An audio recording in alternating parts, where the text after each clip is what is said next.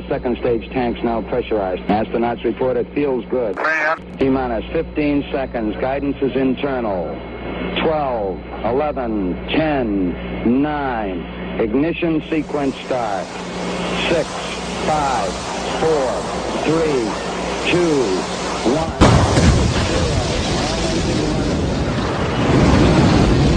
Like a furry torpedo to the jugular. This is Honey Badger Radio. Radio with Buddy. Hello and welcome to HBR Talk 391. Get your hip waders. It's getting deep. I'm your host, Hannah Wallen, here with Nonsense Annihilator Lauren Brooks, the personification. I can't talk. Hello, it's me, For Mike. you guys, but I'm that thing. I like to reverse AM and PM because I work nights, so can't talk this morning. The personification of perceptivity, Mike Stevenson, and I've got to come up with a nickname for you, Richard, because you're going to be on as much as you want. How about I know. Since I now understand Scott. I now understand Scott Adams. That's all I'm saying. There we go. Oh yes, I have not actually done the. Yeah. I just realized. No, Brian's telling me in the background because I just realized I did not share my screen with my co-hosts, and if I don't share my screen with my co-host, y'all can't see it either. So we are still going over the deep article. It's deep and shallow at the same time, guys. The attitude is shallow as fuck, but the bullshit is deep. It is so deep. It's really scary because I'm in a valley, you know. We have a valley and a valley here in the Dayton area. We have the Ohio Valley and the Miami Valley, and and the bullshit. If there were mountains, the bullshit would be higher in this article. But yeah, I think I'm gonna go with Lionhearted because it does take a lot of guts. Both of my my UK co-hosts are here on pain of possibly getting arrested for saying the wrong thing and being heard by the wrong person. Because that's the other part of the formula. Like, it's not magic. Somebody has to somebody has to Karen you in order for that to happen. So, and we have the Doge in charge working in the background to make sure I don't fuck up too much. Because like I said, for me, it's like 7 o'clock in the morning on a short night of sleep. So here we go. And I have lost my page already, so I did fuck up too bad. Why does it keep putting itself in the background? All right. Before we get into the show material, we got to do what we got to do. As always, Honey Badger Radio dishes out a smorgasbord of thought-provoking discussions and female complaints from Hannah. As experiences both recent and long past have demonstrated, the provoked thoughts are fighting back. They've made it clear that for people like us, relying on third-party payment platforms like Patreon to fund our work is treading on thin ice or building our house in the path of a rapidly growing wildfire. In light of this, we strongly encourage our supporters to switch at least their support for us to feedthebadger.com, the most stable way to help us out. And if you want to tip us directly instead of relying on any social media platform's tip jar, the link for that is feedthebadger.com/justthetip.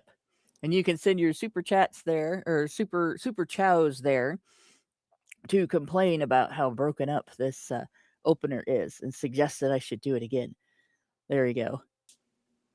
As always, the same risk applies to our social media platforms, which is why you should further provoke the thought police by tracking our thought-provoking discussions on honeybadgerbrigade.com, where you can find your way to all of our content, as well as a link to feedthebadger.com in the drop-down menu at the top of the page.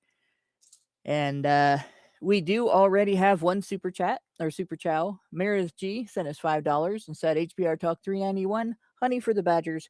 I will have to catch the episode on the replay. So unfortunately, that sounds like Meredith had obligations and is unable to listen live. to all the mistakes. There we go. And I can put this away now. Go away. Extra page. There we go. I have on my screen right now 1, 2, 3, 4, 5, 6 separate windows, one of which has a split view so I can see both chats. So if you hear me talking to my computer, that's why. I lost my desktop computer a couple of months ago, and so I am just using the one laptop, and everything is on one screen, and it's all like overlapping and shit. It looks really funny from my perspective, but I can tell when people make comments. And oh, I love this. Oikophobic misanthrope. Hannah looks like she took Adderall. That's because the AI keeps putting eyeballs in my eyes behind the glasses. And the cartoon version of glasses usually has them be a little opaque, like there's a reflection and you can't see through the reflected light. And so glasses people aren't supposed to have eyes unless they're viewed up close. AI panda gets cartoon, that wrong. my panda cartoon kind of looks like he's on Molly, just staring at his finger, going, "Ooh, look at my finger! It's so amazing." That's funny. Oh, but there we go. So yeah, if y'all have suggestions, questions, or comments about the animated cartoons, you can put those in the chat too. But in the meantime, I also wanted to go with a bit of a reminder before I get more into this story. In 2014, we had the first ICMI, International Convention or Conference on Men's Issues, in Detroit, Michigan. And we had Jeff Charlotte from the GQ magazine, franchise, came and interviewed a whole bunch of us and wrote a hit piece on us. And having weaponized a pedophile. Yeah, he was a real piece of work, right? This guy came, he brought the pedophile with him. Now, I was working security. I didn't know about this because nobody said to me, "Hey, this guy brought a pedophile." Because if somebody had said that to me, I would have gone straight to our head of security and said, "Do we want this person here?" And we probably would have had some questions for that guy. But in the meantime, what actually ended up happening was Charlotte. I just can't help but thinking of him as a little tiny shark. Sorry. He took that guy around and harassed people using that guy. He took the Badgers to lunch. I did not go because I was actually keeping an eye on the crowd. But he did take the Badgers for lunch, and there were at least 2 people, I think 3 actually, at the table that had been victims of childhood sexual assault or exploitation. And he sprung this pedophile on them, like, "Look, this guy is your friend. He's one of you." And it was really bad. Just absolutely. And then he tried in his article to associate that guy with the men's rights movement. And honestly, the only thing any of us has said is that when someone starts having weird impulses like that, they should be encouraged to get psychological help and not ignored. And it is better, especially when this was a younger person, when you have somebody who's young, who is starting to behave oddly in a manner like that, and they start having criminal impulses. And I'll say this, whether it's kleptomania, pedophilia, I can't think of the psychological term for a habitual arsonist, pyromania. That's what it is, pyromania. Anybody that has anything like that, they want to hurt animals, anything like that. People should be encouraged to seek help, not go underground and only talk about it in their own private little forums and everything. And so what Charlotte did by doing this was create an environment that is hostile to persuading people with harmful and dangerous impulses to come forward to the people in their lives who can help them and say that they need help so that they can get psychological treatment and overcome those impulses. But he also smeared advocates for the rights of fathers to protect their children from people like that. Advocates for men and boys who have been victimized by people like that. It was heinous. It was quite a heinous act. It was quite a malicious article.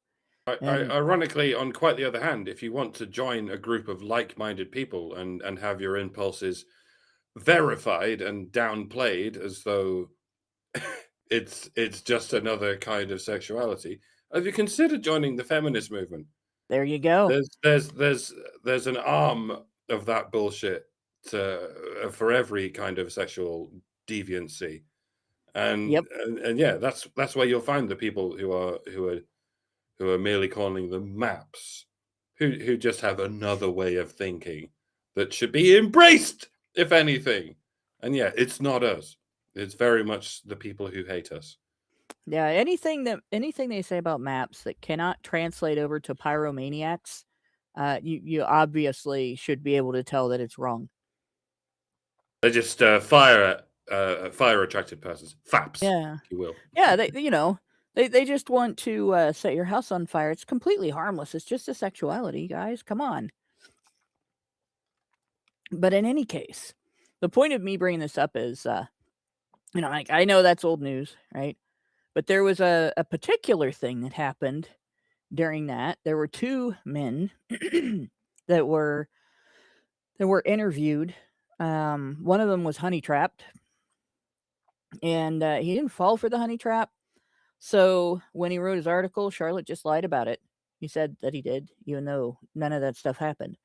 The other one, who goes by Danny Boy CDN on X, if you want to follow him, he was interviewed, and Charlotte just completely whole cloth made up a bunch of lies and he said things that he hadn't said, and so on. And so there was just this complete manufactured fake article. They took pictures and they made the people they took pictures of look like they had just been released from some sort of prisoner of war camp. Like the colors were pasty. The background looked bad because of how pasty they altered things to make it was really bad.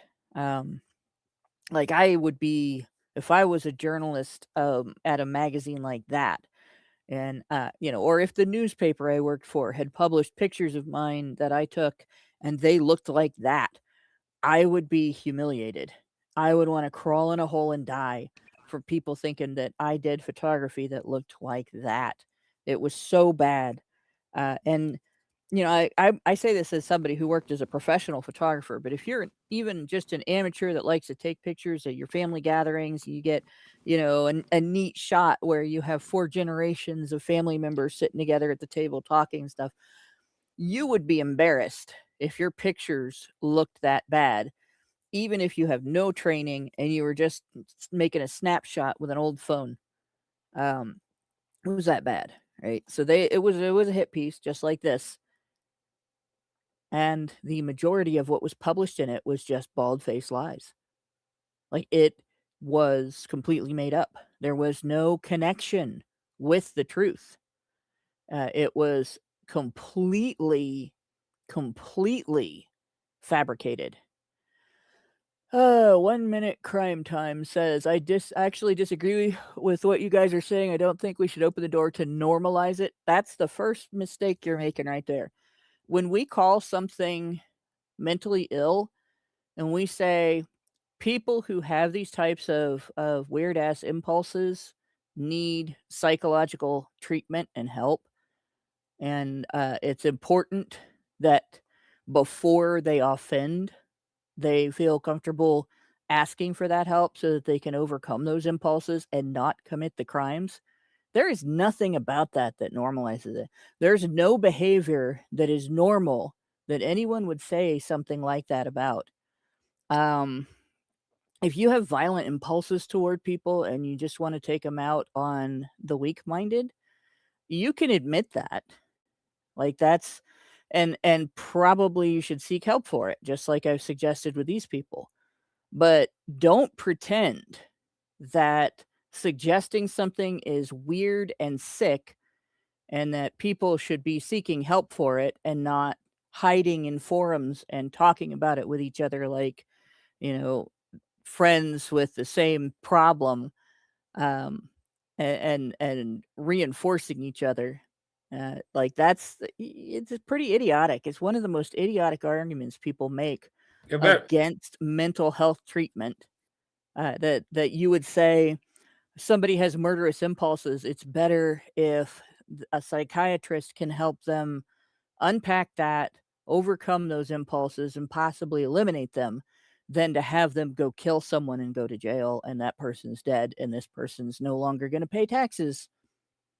yeah, bear in mind a lot of these people have been to school, ordinary state schools where they've been subjected to teachers who will, at the very least, implicitly give you the impression that it's okay for adults to impose their sexual deviance on children, and if you can just sort of take them out of that environment and sort of go, sorry to tell you this, but you've been lied to and groomed, Yeah. then you should probably do that, and not just in schools. There's a lot of people who have been subjected to the views of their single mothers who have also been to these schools and have seen nothing but the mainstream media that has also only gone on to verify and normalize these sicknesses. And yeah, it is possible to undo these sicknesses if you take them on board as soon as possible and slap that shit out of them. Not literally, like you know what I Yeah, mean. no, Yeah, it's you know what I mean. actually it's almost the opposite. There's a high degree of victimization by adults in the during childhood in the histories of uh, sexual deviants who offend. Right? It's higher than is normally present among people who don't offend. So more people per capita, more offenders have been molested or otherwise sexually abused or exploited as children than non-offenders. And that indicates that there is something about being being molested that makes you more likely to offend. So would you suggest, in order to avoid the normalization of saying that there's something wrong with these people and that their thought pattern is messed up and they should be treated out of it by medicine, which I still don't understand how that's normalization, because we don't say that about mentally healthy people. But so would the people that suggest that we avoid providing a way out, a therapeutic way out of these thought patterns to people who have been molested, suggest that we just, when we find out a kid's been molested, that we just put them down? Yeah, I I'm know. asking for a friend. I often talk about the wood chipper, and yeah, there are many cases in which there is no choice but the wood chipper. But let's not forget, it's very easy to falsely accuse people of these crimes, especially men. Yeah. And I get the feeling this is what governments very often do for all the people that we've heard, accused of having terabytes of porn on their hard drive. Sometimes I think, terabytes? Are there even terabytes of CP anywhere in the world? I mean, when you think about a fucking terabyte drive, you could fit almost any Hollywood movie ever made on a terabyte drive. Like, why does anyone need terabytes of CP? And that always makes me think, maybe that shit's been planted on someone who just said the wrong thing, like someone who criticized the government. And, I'm not saying that, there aren't people with gigabytes of CP on their hard drive. I mean, that's feasible. But when it comes, if you set up any crime as though it's something that can instantly get you, locked up and possibly even wood chippered, then you need to be very careful when it comes to how easy it is to it's becoming easier falsely accuse people and plant it on them, just like the police can plant drugs on someone. It's not is no It less doesn't have to be the difficult to. police. Did you know that Jodi Arias tried to do that to her victim? Of course. She went and found CP and put it on his computer. They figured out that she had done it, but it's because she was an amateur, somebody who actually knows what they're doing. Say somebody from a organization or an agency with maybe 3 letters, they would be able to do it very easily. And there have been instances where they have done things just like that and been caught. So that is a consideration as well. But so the other question then, since we shouldn't treat mental health conditions because it opens the door to giving people who have impulses they don't like, that aren't considered dangerous to other people, an out where they might seek treatment to overcome those impulses. Does that also include obsessive compulsive disorder and obsessive compulsive personality disorder? Because again, I'm asking for a friend. This is getting a little dumb, right? We have to be able to recognize that childhood trauma and other causes of trauma and mental health conditions are caused by a lot of things. There could be genetics involved. There could be injuries involved. Brain injuries can cause some mental health conditions. That treatment for things that are actually harmful doesn't become unmerited just because some slippery slope argument says, well, you could be going into conversion therapy for your homosexuality or whatever. It's a bullshit argument. You can sort out what is necessary and right from what is overkill. And there is no reason to argue as if humanity doesn't have the capacity to do that. The more important thing to do is argue that humanity is obligated to use its capacity to do that. But in terms of this discussion, we've gone off the rails here a little bit. The point is, journalists, when they are looking at stories like this, like that guy that Charlotte brought, he didn't do anything to protect children from that guy. And he didn't do anything to help that guy become a non-threat, to become someone that you don't have to protect children from him because he's not going to do anything to them. He did none of those things. He did nothing to benefit society by bringing that guy. His entire goal, and he met that goal, was to smear innocent people by association. And it worked. There have been people for the last 13 years, just about the last 12 years, that have shoved that article in our faces, like every time the men's rights movement or ICMI or anything like that comes up. And that doesn't go away. right? I remember when he interviewed me, he talked to me for more than an hour, but I recorded the conversation, and so he didn't use my interview. Now, my phone malfunctioned. He didn't know the recording didn't work. He just knew that if he lied about me, there was at least a significant chance that I could prove it was a lie. So he didn't publish anything because he couldn't say anything bad. The thing that you need to do if somebody approaches you for an article like this, and I don't care if it's somebody from, the mainstream Newsweek, CNN, anything like that, Vice, the establishment media, the left-wing media. I don't care if it's somebody from the right-wing establishment media like Fox News, or the newer establishment media, One America News, like in the United States, or any place else, the Guardian, the Daily Mail, what's the one that comes out of Russia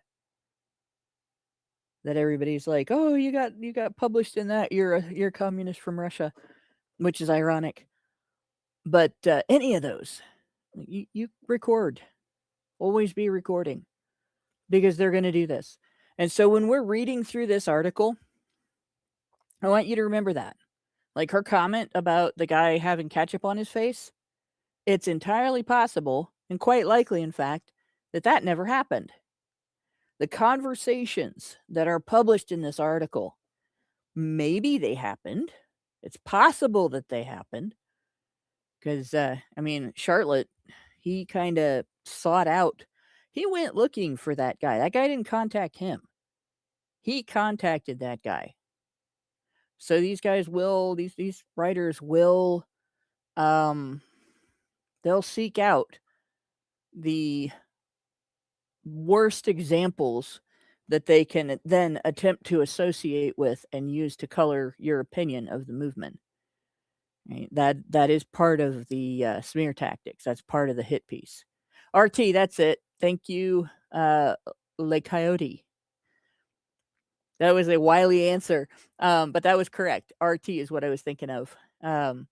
Any of those, if you have somebody approach you, I want to do an interview for this publication or that radio show or this live stream or TV show or whatever, it doesn't matter.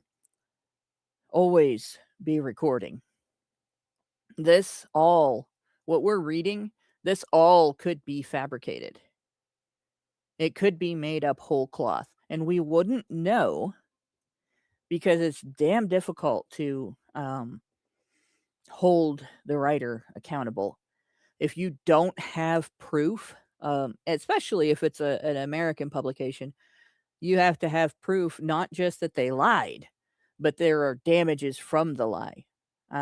So if somebody writes a hit piece about you and you can't prove that you got fired because of it, or you got, your bank canceled you and said you have to take your money somewhere else, or some other inconvenience that could cost you money, and you can't prove that you suffered that loss of money and are deserving of some sort of compensation to make up for that, then you don't have a case in American courts for defamation, for slander, for libel. Libel is really hard,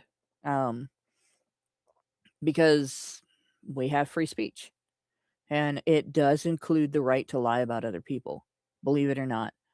As long as that lie doesn't rise to the level of causing damages.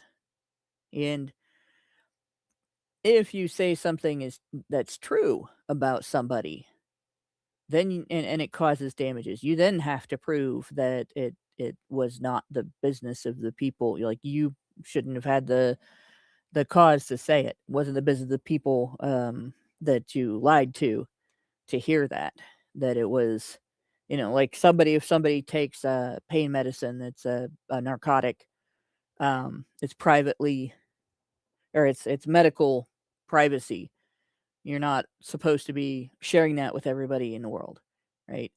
And so if somebody has damages because you said, oh, by the way, XYZ person at this job or at this address or whatever is on methadone and, or Percocets or whatever the variety of different pain medications there are. Somebody breaks into their house to steal it, then, there might be damages, even though it's true. But it's even harder to get somebody who like honey traps you and then writes about it in a way that makes it sound worse than it is when they're telling the truth and they're just framing it as some you being a pervert for being honey trapped. So all of that, like, it's quite heinous behavior, and journalists know they can get away with it, and you should never ever just trust what you see in an interview or an expose where somebody has spent a day with a group of people and they're writing about the kind of person that those people are and the kind of people that might be associated with them and so on. Right. So with that in mind, we will go on here and read about this Alex guy that she has talked about. And remember, this is the guy that she said talked about hypergamy and was upset. She characterized him being upset about being lumped in with violent men as if he was one of them when he hasn't done anything, and said he had ketchup on his face instead of talking about what he was saying and what its implications actually are. So she goes on. He had just said a thing about men getting excluded from social circles if they don't have status, they don't have money. He had just talked about hypergamy. And for anyone who wasn't listening last week, the basic understanding of hypergamy would be marrying up financially or marrying up socially. Somebody who has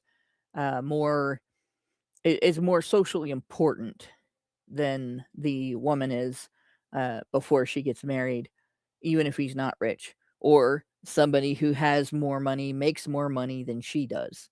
And interesting note, by the way, younger women are having a harder time engaging in hypergamy because there is no wage gap. And there hasn't been a wage gap for decades. There's only an earnings gap, and that is only for women who don't do the work that men do. So it's not equal work. It depends where you draw the lines. I mean, the wage gap has always been drawn along the lines of that men work harder working jobs than women. They work more hours than women. And nowadays you have fucking millions of jobs that are essentially just adult daycare for women, where they go in every day and they do butt fuck nothing. And they get paid untimely fucking wages for doing that nothing. And men don't have that option. Like, if men want to get employed by a company, they have to actually do something. I'm sure there are like male HR representatives in some companies, but it is mostly women because we've had not just DEI, but the equivalent of DEI that's been going on for long since before it was called DEI. It was enforced for the sake of employing women long before it was enforced for the sake of employing racial minorities. By the way, it's been going on since the 90s and probably before that. So if you take that into account, if anything, there is a wage gap that favors women because of all these millions of women who are getting paid to do butt fuck nothing, whereas men in the same jobs, as they like to call it, are not going to be able to keep those jobs unless they actually do something. When you factor in the jobs where people don't fucking do anything other than harass people for being male, then if anything, the wage gap favors women. There are many countries in which the wage gap already favors women, even without taking that into account. Denmark, I think, is one of them, where the wage gap actually favors women, presumably because they're factoring in something or other. I say it's because we have all these useless jobs that women are doing, and men are still doing all of the incredibly useful, I mean, indispensable jobs, like actually keeping the infrastructure going. Most farmers and ranchers are men, actually. Growing your food. There's a list as long as your arm. Job. There's a list as long as your arm of jobs that men do. Who built your house? Men. Men built your house. Men built your apartment building. Men built the roads that you drive on, or that you ride the bus on to get to and from work. Men built the bus. Men built your car. Men built the Uber that you're calling. Men produced the electricity, did the work to produce the electricity that you use in your home and your workplace. They're the reason that you have water. They're the reason the water is clean.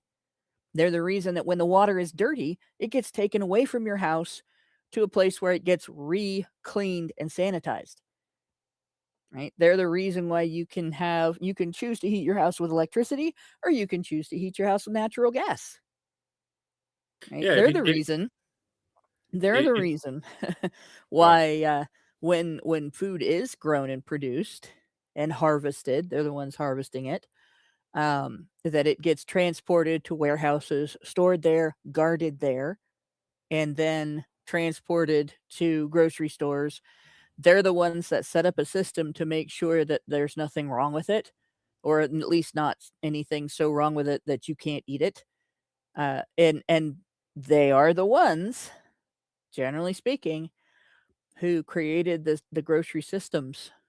And aside from a few situations, I can't think of her name, but the woman who initially inherited Mar-a-Lago recognized the innovativeness of one man's work, freezing, flash freezing fish and other frozen foods, and incorporated it into her family's grocery business.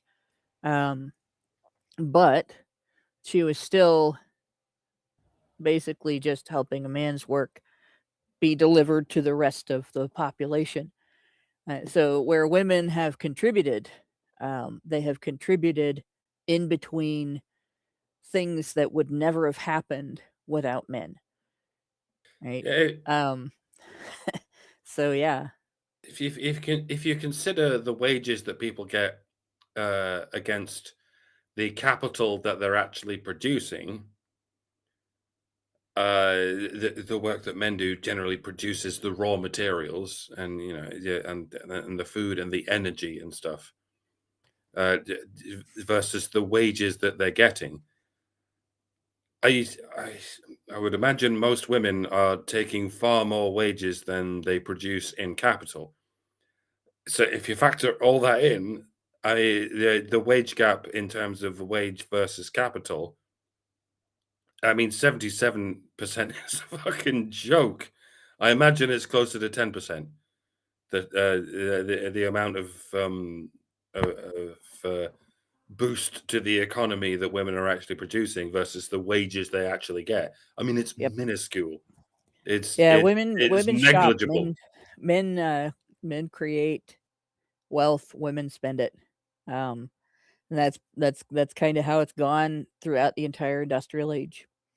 So it becomes harder for women, though, to be hypergamous if women are getting paid thousands of dollars a year to basically do nothing but deny workers' comp claims and make payroll late. As what happens when you get men in HR is payroll comes out on time. If people have questions about their sick days, they get answered the same day that they get the email.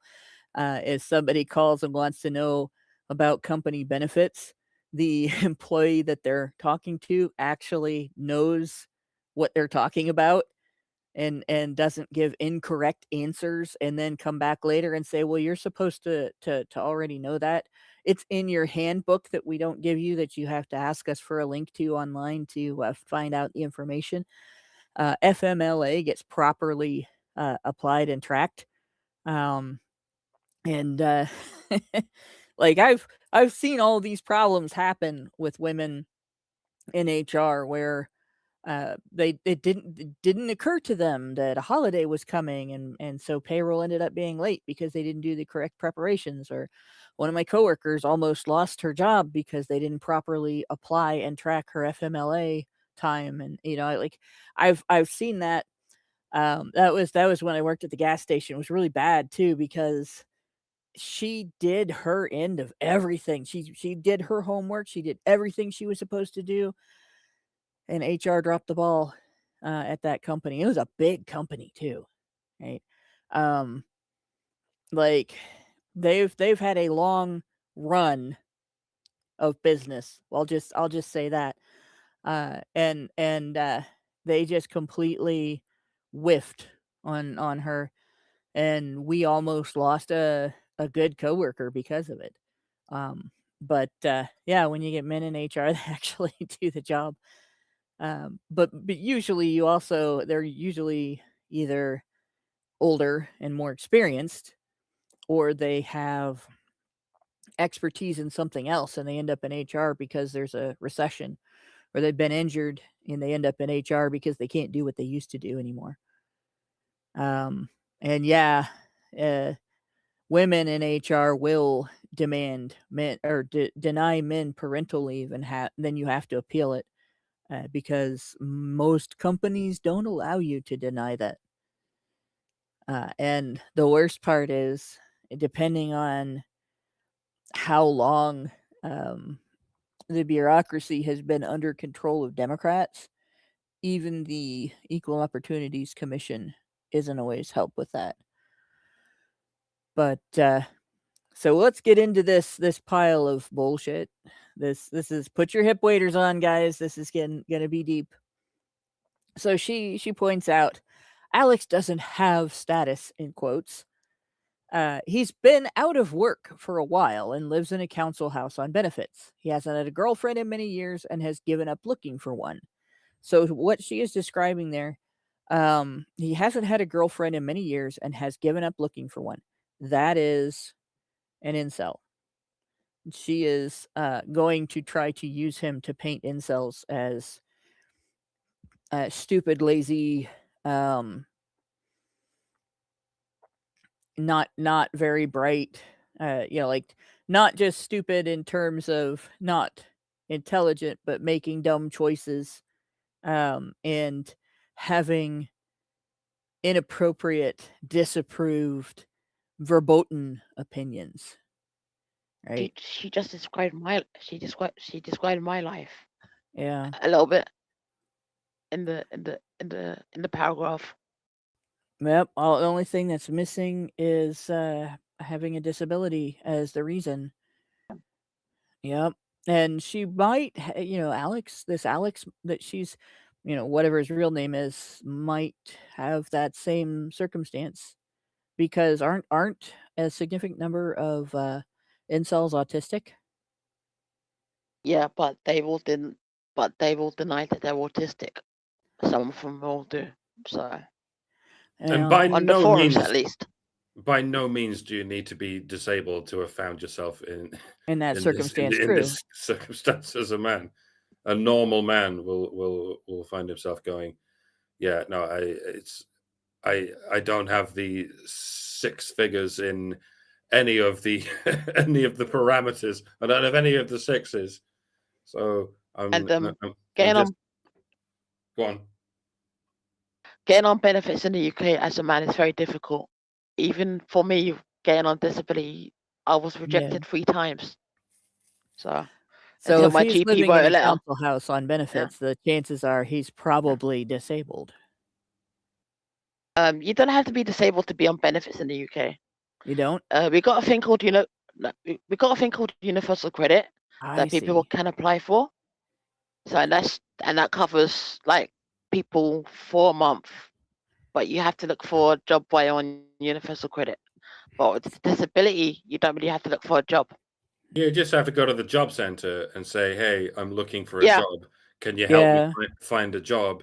And they'll feign this helping you find a job, and as long as you show them like 10 or 20 instances of you applying for a job over the space of a month, they'll go, "All right, here's your council taxes. Here's like 150 quid a month or something." And we'll keep doing this until you actually get a job. It's I was on job seekers once upon a time when I like moved to London and I was between jobs, and I'm glad for it because I used my spare time to learn how to animate. There you go. Yeah, see, in the US we have 2 different systems, well, 3 different systems. We have one for disability, but when you're not disabled, we have 2 different systems to help you depending on how you ended up jobless and what your circumstance was right before you ended up jobless. So, like, if you're laid off from an employer without a recall date, even if you do have a recall date, there's unemployment. But if you don't have a recall date, things are a little bit different than if you do. A recall date is like, you're laid off for the next 90 days, and then we get back. And some factories do that because they have dry seasons where they don't have as many orders, and then they have busy seasons where they have more orders. So, for instance, I used to work at a place called Consolidated Biscuit, and they made cookies, but they also made they packaged potato chips. I think they made the potato chips there. I just never saw the part where they do that. I just saw the packaging part because the conveyor belt area that I worked in was mostly the packaging area. But they did. Oh gosh, one of the things we packaged. I can't think of the stupid stupid name. It sounds like wellness. It's something I don't buy and eat because it's prepackaged cookies and stuff. I don't get a lot of those, like on occasion, but not very much because I like to make my own. Like half the fun of having cookies is making them. I don't understand why people don't get that. But in any case, we used to package a whole bunch of different stuff like that, and it would go out, and part of the year we would get shit tons of orders, and they would have a big workforce, and everybody was full time, and sometimes there was mandatory overtime and everything. And then there was this 3-month prepackaged wellness snacks. Night motorcyclists, they're totally not, by the way. So I won't say the brand name. But in any case, the 3 months out of the year, they would cut the workforce almost in half, and everybody was still full time that was working. But for about 90 days, you would be laid off. And if they knew they were bringing you back for the next round, you got a recall date. But if they weren't sure, like maybe your rate was too low or whatever, then you didn't get a recall date. But you still might get recalled if they didn't get enough applicants. And so if the economy was really good, people who didn't do a great job could still come back, and they would be employed for 9 months out of the year, and they'd be on unemployment for 3 months out of the year. But if the economy sucked, and you didn't get a recall date, word was that you should be looking for a different job. And if you're on unemployment, you must every week apply for a job, and you have paperwork that you had to fill out. Now, this is me talking about, this would have been 1996, 95, somewhere in there. And that was with a recall date. You still had to apply for jobs every week, but the job had to offer more than what your job was paying. And I was told that if I didn't have a recall date, I would have had to, the stipulation would have been you have to take whatever comes along. because you're not quitting a job to take that other job. They're not saying they're going to bring you back. So you have to take whatever, or if you're not in compliance and you're not going to get your benefits. And so the trick that people would use would be to apply for stuff that they didn't qualify for, but that, paid more than their job, because they didn't want to apply for anything that would be a lower pay in case they got hired, and then they wouldn't have the opportunity to go back to the factory. So personally, I looked for a higher paying job anyway. And I looked for something that didn't lay off when I found all that out, because I don't want to be laid off. But there was a whole community of people that worked for that factory, like a whole little, network that ordered the way that they worked in their lives and everything around collecting unemployment for 3 months out of the year. And they treated it like a vacation. And all I could think of was, that kind of sucks, right? Because you're essentially screwing yourself out of half of your wages for 3 months out of the year instead of finding a better job. I found a better job right away, by the way. So that's essentially how that works. But the other end of it is just straight up various types of welfare. If you are under the poverty level, well, actually, you can be at, I think, 150% the poverty level and get food stamps here. But if you're under the income levels that the state decides, merit getting assistance, there's all kinds of, you can get cash assistance. There's housing assistance. There's assistance making your utility payments if you're poor. There's assistance getting to and from work. There's assistance with childcare. And there are people who get assistance with childcare despite not working. There's assistance with getting a degree, getting job training, outside of a degree, getting a job, getting a car, keeping your car running, getting a refrigerator. Like, it's so many different programs out there that you would not believe. And there are people who make use of as many of those programs as they possibly can. They maximize everything by staying the specific amount under the poverty level that puts them at maximum payout from the government while still having some income.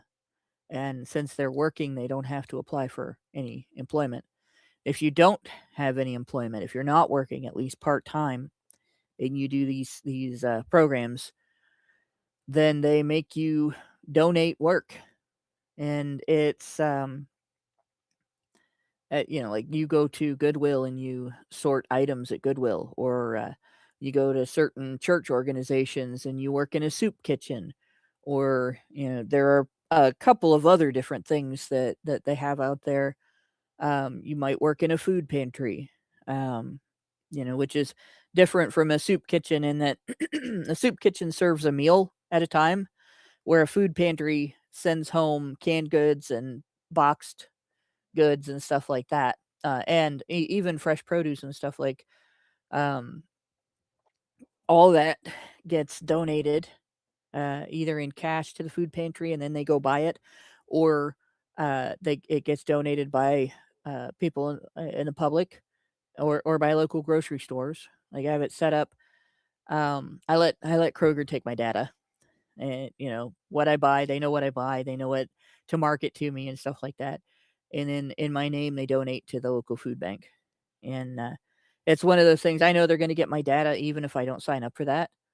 But if I do sign up for that, they don't charge me as much for some of my groceries sometimes. So it's either you get your data stolen and you get nothing for it, or you get your data stolen and you get something for it. So when I shop there, I'm donating. But they're not the only place that I shop. There's a neat little market here in the Dayton area called Dorothy Lane Market, that has a lot better groceries. But in any case, all of that, when it comes down to it, it's all specialized depending on what your circumstances are. And men are funding all of it with their tax dollars. And for the most part, the majority of people that are benefiting from it, because there's a lot of those benefits payments, those charities from the government that you have to have custody of dependents in order to be eligible for it, dependent children. You can't be a working age, able-bodied adult and receive it without working, so mostly it's families with children or single moms with children. Men are much less likely to rely on any of that stuff. Now, it's not true with disability. With disability, you just have to be disabled. You have to prove that you're disabled, and the government makes it hard as hell to do that. Like I've literally seen them deny people who were able to see and lost their eyesight because some people blind from birth are not disabled by it. And obviously the difference is, if you grow up blind from birth, you have an opportunity to learn to navigate the world without your eyes. But if you get to like 30 years old and you lose your eyesight suddenly due to an accident, it's not the same. You don't have any idea how to navigate the world that way. But the argument was that some people who are blind are not disabled, so you have to prove that being blind disables you. But if the individual that was blind from birth, if their family had applied for them when they were a kid, they would have gotten disability. So Remember, we used to yeah. have this fun parlor game. What would be worse, being blind or being deaf?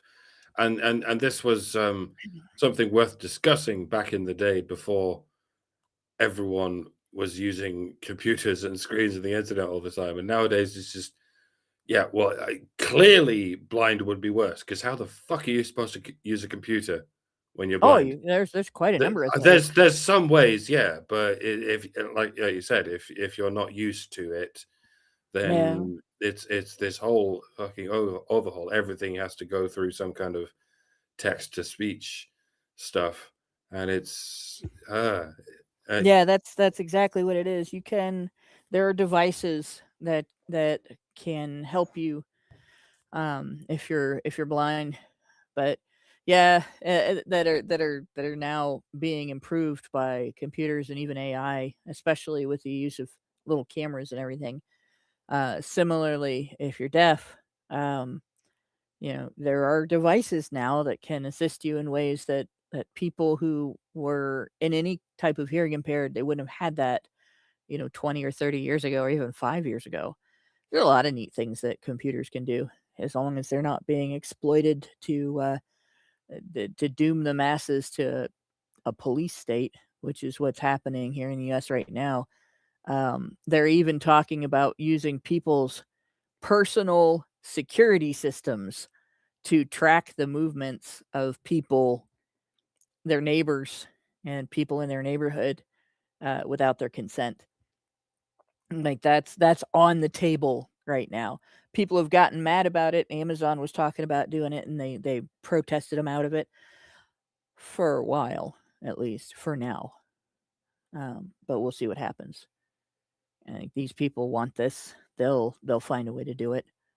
In any case, but getting back to that, so she doesn't go into what is the reason why, if Alex actually does live in a council house on benefits, why is he in a council house on benefits?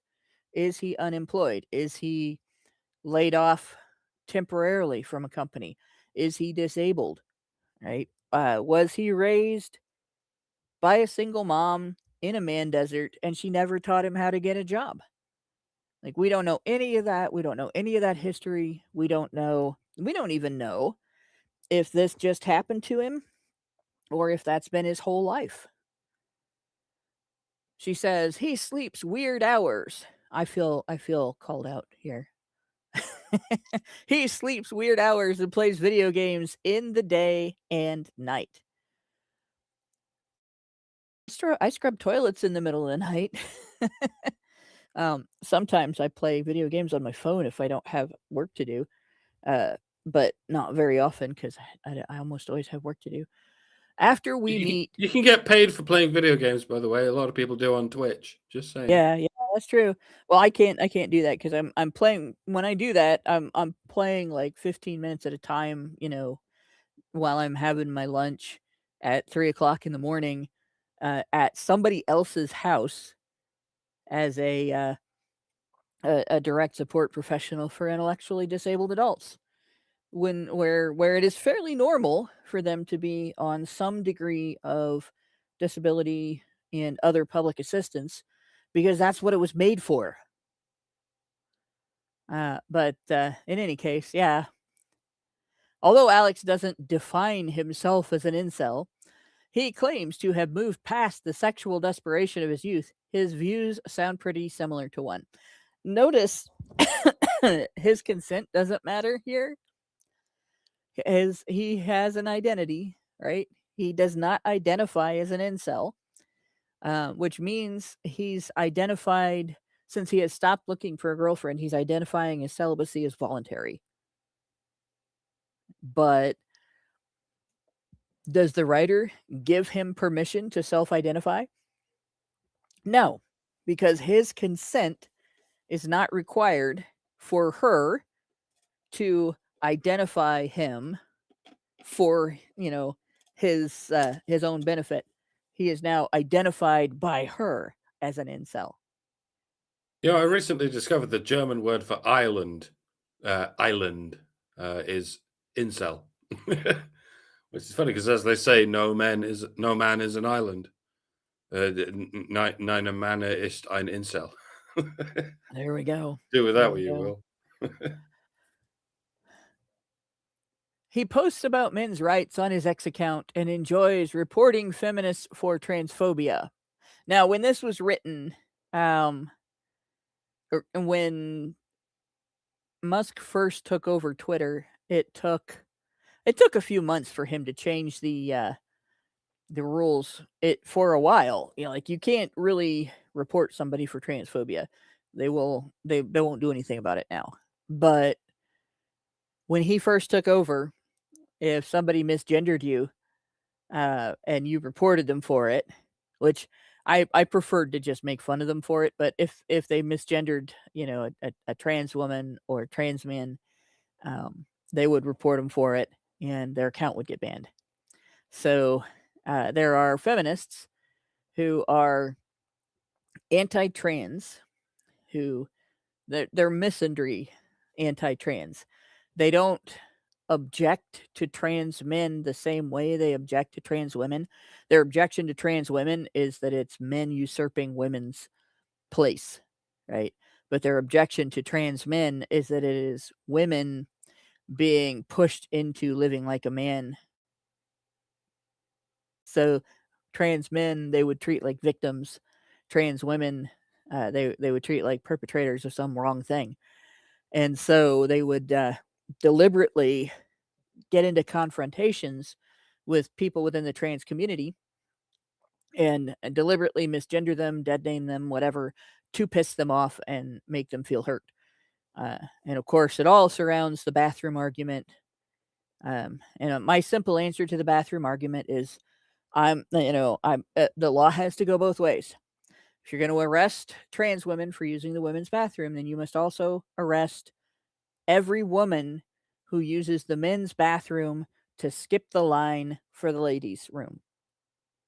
And if you are not going to do that, then you're not treating men and women equally under the law.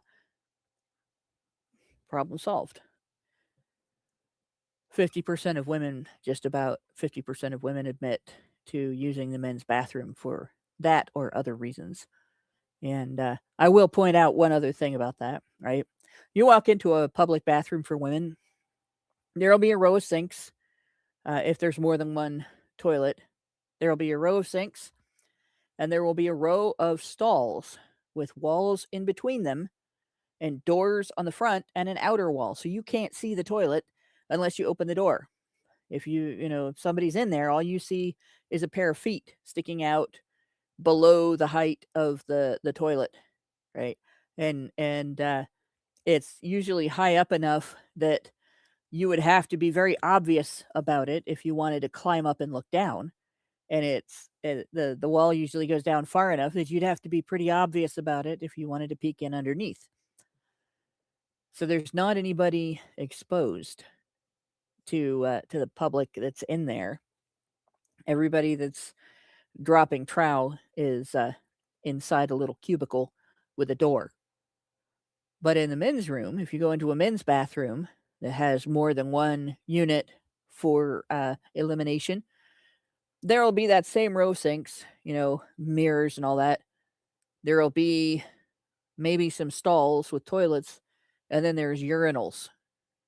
And the urinals are just right out there, fully exposed. Often there's not even a little wall in between the urinals. I know this as a person who has had to clean bathrooms, right? You walk in, you better make sure it's empty before you walk in if you're female and you're going to clean that bathroom, because you could embarrass the shit out of some guy. And there's a particular type of crime. If you go into a public bathroom to oogle somebody's private parts, that is called voyeurism. And if you do it accidentally, you can still get accused of it, right? If you do it accidentally in a women's room, you go in and somebody's sitting there on the toilet with the door wide open, it's not their fault, it's your fault, right? If you're a guy and you get busted for that, well, you shouldn't have been in there, right? But women will go in, they will not even knock, they just walk right into the men's bathroom. They'll walk right past men who are sitting there trying to shield themselves and maintain dignity at the urinals. And they will completely ignore all complaints. I've had women get outraged at me for bringing this up, that you are essentially committing voyeurism anytime you walk into a men's bathroom as a woman and there are patrons in the bathroom using the urinals. And if one of them is underage, you're committing voyeurism against an underage person. It's like, you should stay out of there. That's their space. But women won't do that. And yet they complain that trans women are biological males using the women's restroom so they can see what's hidden behind closed doors even after they walk into the restroom.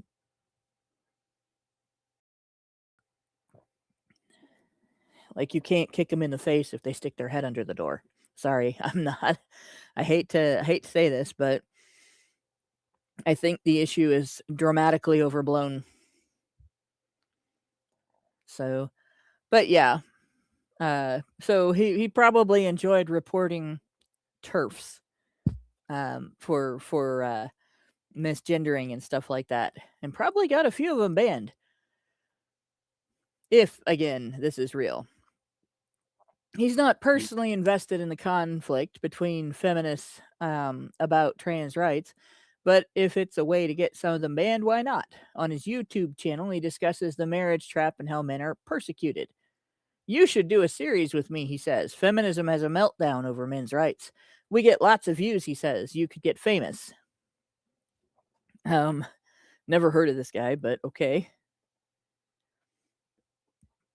And of course, here again, she will not discuss the marriage trap, right?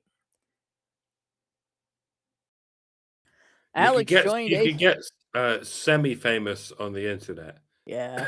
I mean, there's like a 1% chance that if you're particularly verbose in a certain way, you could get Z-list celebrity famous on the internet. Let's just ignore if you indulge in feminism, you could get famous in Hollywood. You could become the fucking prime minister or whatever it is in your country of choice. Like, the people have got famous for feminism for the last 50 years or so, upwards of 100, and they've got famous from lying. But yeah, some guy goes, if you if you actually tell the truth about these gender subjects, then you might find, what is it? I think it's roughly 40 people are listening to us right now. Yeah, roughly 42 people. Lol, it's 42. Yeah, 42 people could be It's like, because we're the answer. it's because we're the answer. Some people like the answer. A tiny minority of people like the unpleasant answer. But Yeah. Literally millions of people, if not billions, will make you famous because of the wrong answer. And that's why this shit has flooded our universities and our mass media. So whatever point you're trying to make, lady, it might have blown up in your face there if for a moment you examine what you're saying and what the truth is. But never mind. Yeah, she won't examine the bit about the marriage trap, that's for sure.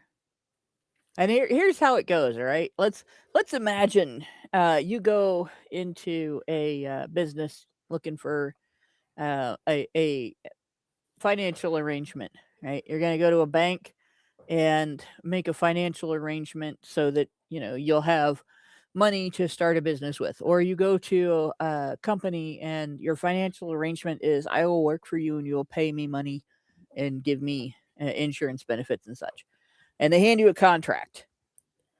All right. And at the top of the contract, it says, you are bound by this contract, but we are not. Would you sign it? Because I wouldn't. I wouldn't sign a contract that put me in that situation. I am bound by this contract, but the person I'm making the contract with can just quit at any time. Oh, and by the way, underneath it, it says, if we break the contract, you still have to hold up your end of it. You're still bound by the contract. It's not dissolved. Your side of the contract is not dissolved.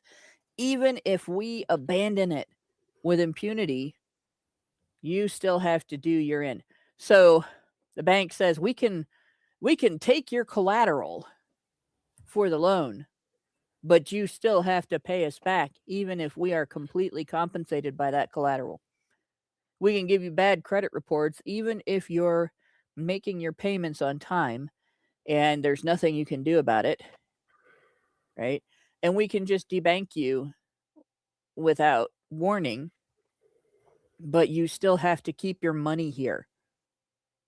And it's ours now and you're not allowed to spend it. Would you sign that? Because I don't think I would sign that either. Or your employer might say, oh, well, we could fire you and we don't have to pay you anymore after we fire you, but you still have to come to work every day and do your job. That's how firing works in this contract. Would you sign that? Because I would not sign that. I don't think I would. And those are all things that are applicable to what men are signing up for if they get married. Every single one of them. And marriage is on the decline anyway.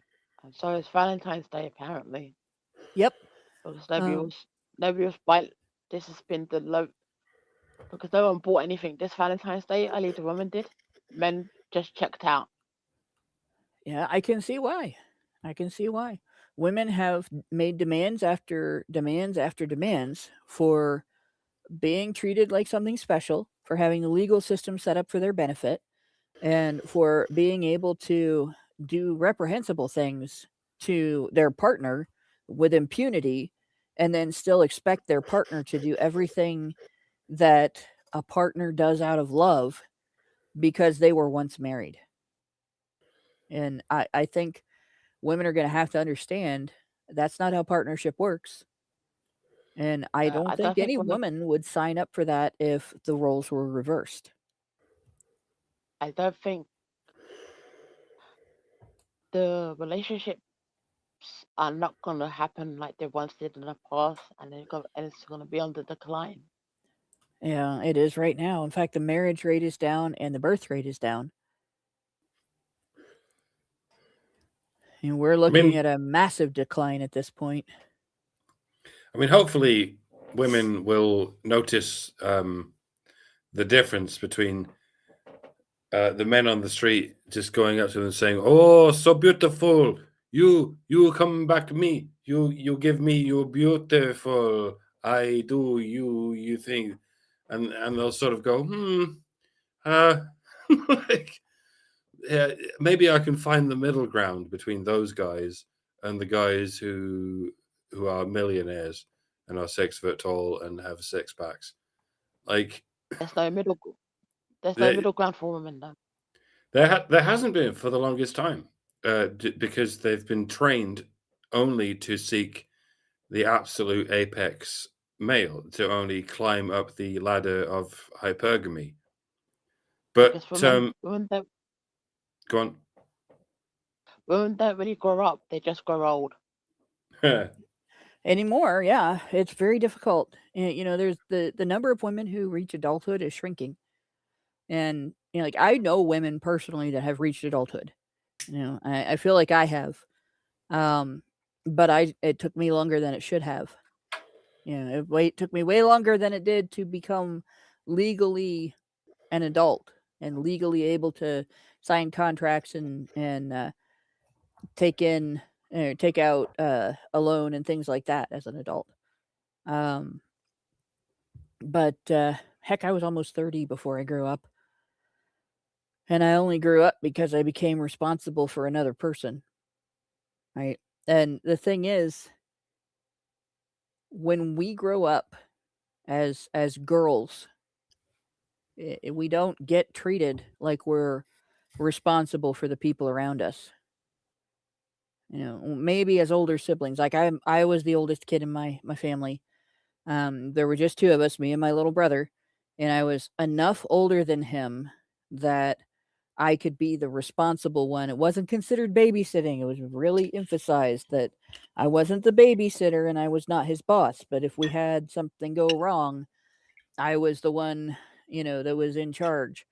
If we were left home alone for any period of time, and when we were out in the neighborhood playing and stuff, because I was the older kid. But when my brother and our friend and I were mugged by older kids for our candy one Halloween when we were out trick-or-treating, the first year we went out without an adult, by the way, I was like 11 years old, and our friend was 10, and my brother was 9, and he broke a 14-year-old kid's nose to protect me because he was the boy and I was the girl. Right? That's how boys are raised. And if he had not defended me, everyone in our neighborhood would have treated him like he did not live up to his responsibilities as a 9-year-old third grader against a 14-year-old freshman in high school. Granted, like I said, he did break that kid's nose, which it was predicated too by like this slow-mo. The kid had grabbed my bag of candy, and I had it. It was a pillowcase, and I had the top part of it wrapped around my wrist and was holding it like I was going to use it as a mace, because we knew we were going to get attacked at the point when it happened. And this kid got me from behind and dragged me down the sidewalk by my bag of candy, which tightened around my wrist. So I literally couldn't let go, and was sitting there trying to yank it off of my arm, yelling, let go, over and over again. And I was trying to maneuver around so I could kick him and maybe get him to stop so I could get myself loose and run away from him. And my brother's feet come pounding along the sidewalk. And I swear it sounded like the voice of God coming out of this 9-year-old little boy. That's my sister! And the next thing I know, the back of his fist is an inch off of my nose, and then he just launched it up into that kid's face. And there's this split second of absolutely nothing, and then the kid's nose exploded. And of course, blood all over both of us. When Dad came to pick us up at the home of the little old lady that came out and kind of chased off the bad kids and took us inside and gave us cookies and had us wait, for a parent to come and get us. The first thing he saw my brother, he's like, "Oh my God, where did all that blood come from?" This is the last year I ever heard anybody say, "It's okay, it's not my blood." Like 10 years later, those were the most terrifying words a kid could say to the parents. "Whose blood is on you?" "Oh my God, we're going to the hospital. There's no vaccine for AIDS." And for a long time, that was the scariest idea, that you could get infected by somebody else's blood, right? But yeah, it was his responsibility at 9 years old to protect his sister, just because I was a girl. And even with those boys being that big and that old, nobody would have given him a pass. And it's one of those, we tell guys that they're guilty of toxic masculinity for being stoic and tough and acting fearless when they're not fearless, right? That's being courageous in the face of something that a woman would run away from. But we impose that on them as a society. It's their responsibility to have toxic, so-called toxic masculinity. Like I said, women tend to want above average men. I mean, that's not going to change evolutionarily anytime in the next million years. But in the last few thousand years, men have improved on average in every given sense because of men's innovations in statecraft, in improving not just the technology but the general politeness of men. And this is why Western women have noticed that all the men around them, like even the working class up to and including the upper class, have become so much more polite and so much more accepting of women's behavior. And so women looked across these men in the Western world, and they've gone, well, I want the above average of that. Like, it's not enough for me to have like a normal working class man who's perfectly polite and perfectly respectful. I want a six-figure earning, six-pack, six-footer. And they're like, well, why wouldn't I want someone who's above the average of that? But since feminist policies have flooded the country with men who don't really meet that standard, men who just come up to you in the street and go, "Oh, beautiful," and all that, and then if you don't follow them back to their complimentary hotel room, they fucking punch you out. I'm thinking there's a recent video of some guy in Ireland who just walked past this woman and they just punched her out for no particular reason, presumably because he's come from a country where women don't just walk around dressed like whores, and so if he sees a woman dressed like a whore, he just punches her out. And you can sort of see why, but it's because women in the West have become so accustomed to men just seeing average women walking around dressed like whores, and they're like, okay, I guess that's what women want to do, whatever.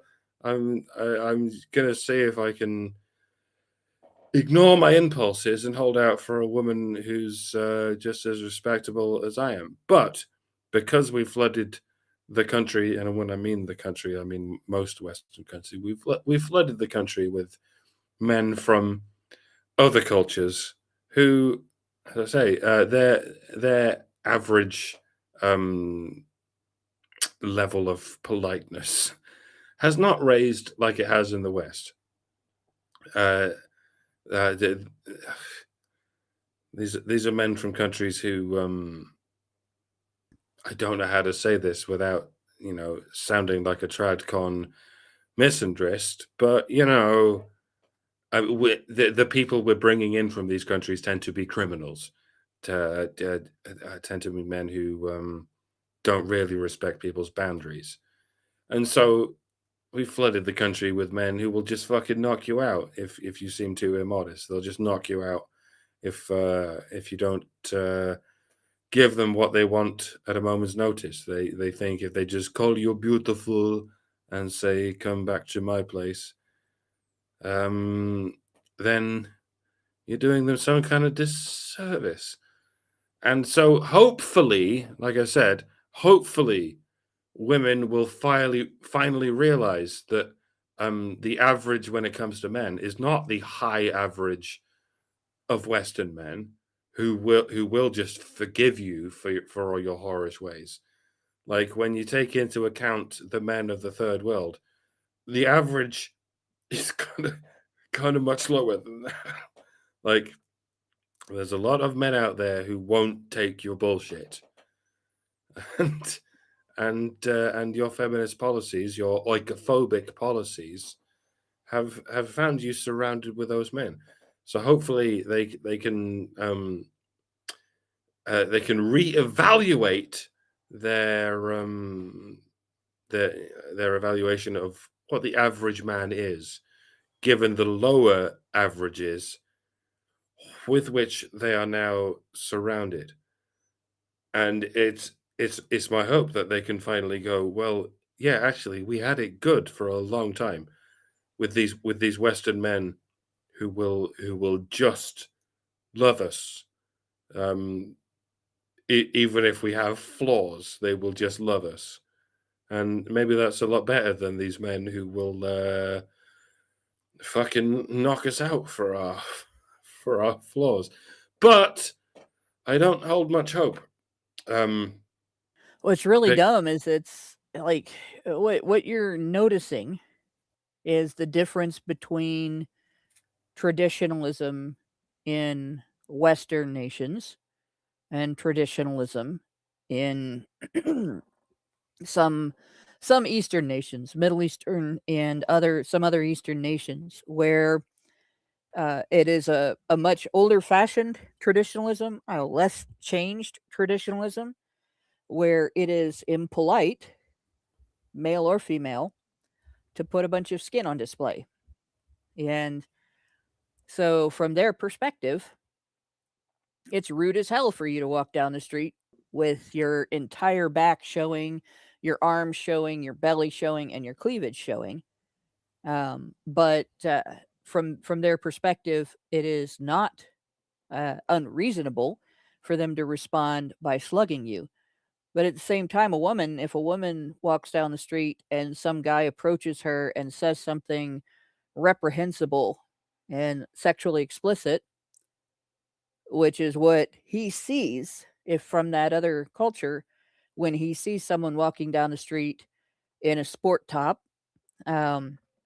it's reprehensible and vulgar to him. If you hit him for making a lewd suggestion, lots of people will back you up, right? So it's a matter of perspective. And a culture where it is acceptable for a woman to walk down the street in a sport top and expect that nobody will make a lewd comment toward her is not compatible, right? It's not compatible with a culture where walking down the street in a sport top is the equivalent of a lewd comment, making a lewd comment at everyone around you. It's only compatible with other cultures where you're not supposed to notice that she's almost naked.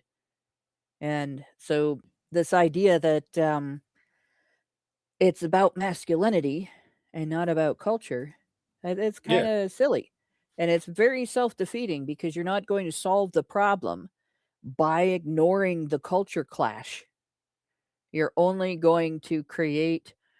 It's very much like you're not going to solve the problem of pyromania by ignoring the fact that it is a disorder of impulses, intrusive thoughts, and inability to control one's reaction to one's impulse. They call it impulse control, but it's actually behavioral control. You don't control the behavior that you exhibit in response to your impulses.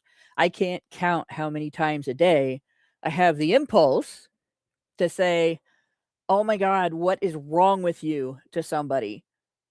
And I don't do it because that's just mean and rude, right? That's impulse control. If I had no impulse control, I'd be walking around with a giant can of almonds, just eating out of it all day long, nonstop. Impulse control, right? But it's really behavioral control because you're not controlling the impulse. The impulse is still there. You're controlling the behavior that you exhibit in response to the impulse.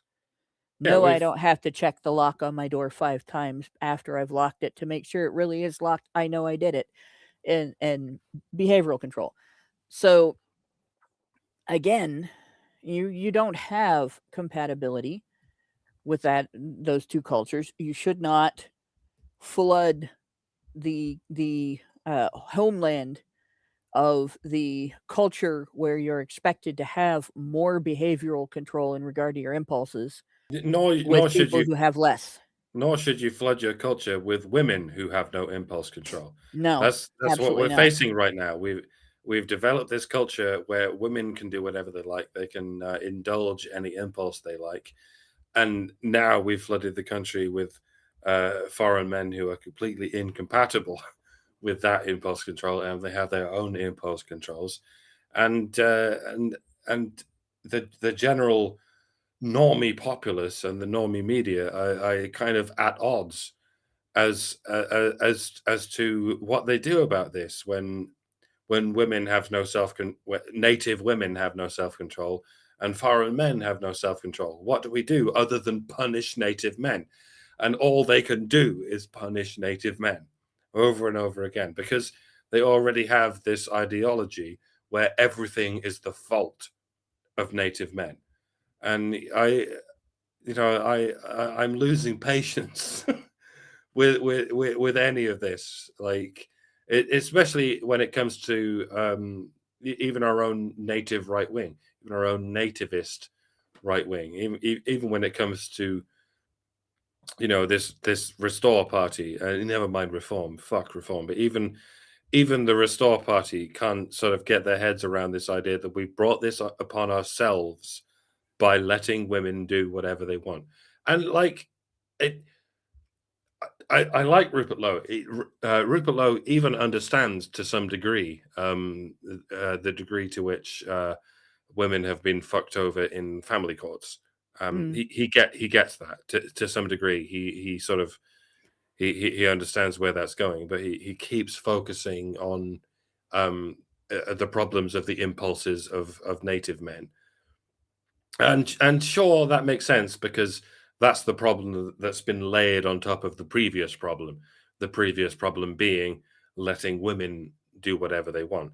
But the fact that our country has been flooded by foreign men who do whatever they want happened because we let native women do whatever they want. Because native women sort of they have this relational aggression where they just want to punish their own kind. I call it oikophobia. You know where I'm coming from by now. And they exact this oikophobia by flooding the country with foreign men to teach their own family a lesson, to teach their own countrymen a lesson. And I'm hoping after the Restore Britain has come into power, we can do away with Labour, we can do away with Conservatives, we can do away with Reform, and then will be a two-party system between Restore Britain and whatever party comes along with "re" on the front of its name can actually get around to defeminizing the country. Yeah. And I'm sure even Rupert Lowe will be like, "Oh no, that's far too misogynist." and the new re party will be Yeah, everything you said about foreign men, we're saying about native women. Everything you fixed about all that previous shit, we're going to fix about the next thing. I'm not sure what we're going to call it. There's a whole bunch of words that start with remasculinize. We're going to do the remasculinize party, and I hope Restore Britain wins the next election. It's a thin hope, it really is. But if and when they do, like I say, I hope we could spend the rest of eternity arguing between us with people who put the British people first, and people who put the British people first without putting the British women first.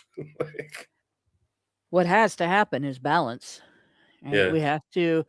There are aspects of women that have the potential to be great, and if we bring forth men's best selves, and we bring forth women's best selves, and those best selves work together instead of working against each other to raise families that are they create an environment, a home environment, specifically for the purpose of bringing forth the best selves of their children, then you get a civilization in which people can be happy and comfortable, mostly safe. There's always danger in the world, but not like this, right?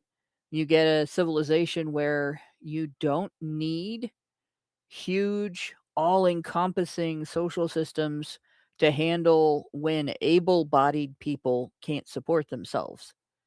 And it becomes a lot easier to fund the systems for helping people who have disabilities that are bad enough that they cannot support themselves because they are disabled, that they are unable to work, or they're unable to work consistently, right? And that would be the best thing.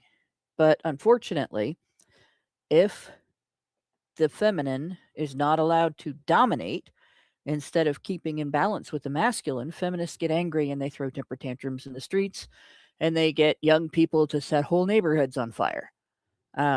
It's terrible. I have two things in the chat to address before moving on. Xeranx gave us $5 in a super chat and said, "Funny that you need to prove you're disabled to get government aid, but you just have to undermine your ability to scrape by for the same thing, basically in the welfare system." Almost like having a good reason is an inconvenience, but it's a happy thing for the powers that be if they can regard you as pathetic. And people wonder why there's so much corruption, and that is true. When I was the last year before I conceived my son with my husband, I was in 2 car accidents. I was rear-ended twice as a passenger in another person's car, 2 different people. The first time it was by a tow truck for semis. So it was as heavy as a semi, maybe more. And the second time I was in a little Ford Festiva, which anybody that's ever seen a Ford Festiva, you could park one of those on your dinner table and still have room for a full meal. And a Buick came around the corner at top speed and just rammed into us so hard that we went airborne, flew an entire car length. Granted, it was the car length of a Festiva, but still an entire car length, and rammed the vehicle in front of us hard enough to move them. And the person in the vehicle in front of us got whiplash. And so in the space of 8 months, I had two instances where I was just kind of thrown around the inside of a vehicle like a rag doll. And I weighed about 120 pounds, 5'9", about 120 pounds, nothing, no muscle structure, no nothing to protect me. And so my parents thought my injuries were going to be permanent and disabling, because my mom was injured like that in her 30s, and her accident that we were in, the driver was doing more like 50, 55 miles an hour, went through a field and directly impacted the door outside of her seat. And the accident was bad enough they had to use the jaws of life to get her out of the car, and she almost died. And she had pain her entire life from that. And we did not know that on my mom's side of the family, we had the vascular form of Ehlers-Danlos running in the family. So we did not know that it was abnormal for us to recover much more slowly, if at all, from soft tissue injuries. Mom just knew that what had happened to me was going to cause a lifetime of pain, and it has. But it's not the only thing that caused it. And when I realized that, like, I stopped the process of doing lawsuits and everything else, and just because it's not necessarily, I can't measure what the other person did to me, and it's not fair to just sue them for something that isn't entirely caused by their actions, right? But in the meantime, they had me apply for disability, and the plan was, I would use that until I figured out a way to not be disabled, because we knew I would eventually. But at that moment, it looked like it might be years and years before I could do any kind of work again. And the first thing they do is deny you, no matter what reason you put down. 95% of people who fill out an application and turn it in get denied. And I don't think they even look at the application. And then you have to file an appeal. And when you file the appeal, then they send you to physicians and stuff like that. And because I was being treated for depression at the time, being temporarily disabled is very fucking depressing, by the way. Especially if you're accustomed to working 2 or 3 jobs at a time, and all of a sudden you can't do jack shit, and you have to rely on other people to support you. Oh yeah, the Ford Festival was a lot of fun to drive, Night Motorcyclist. It was just awesome, but it wasn't much fun to get hit in. I will tell you that. But it was manual transmission, so it was great. It was like having your own little race car on the street.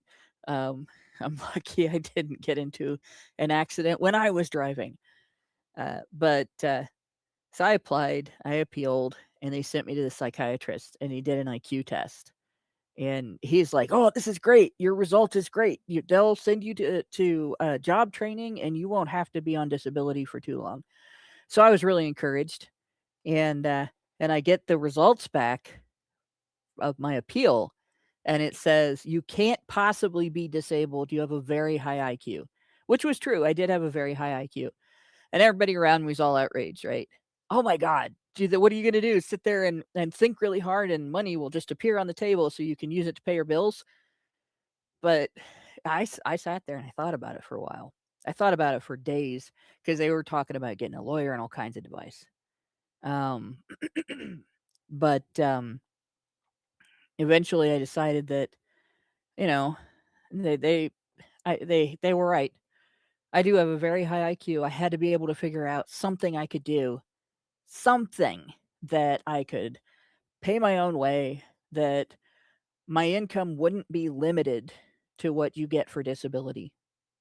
And so I started working on it, and I went back into retail, but specifically in a retail store that sold cameras, because I do photography. I used to have professional equipment. I haven't done that for a while, but I had a 25-year career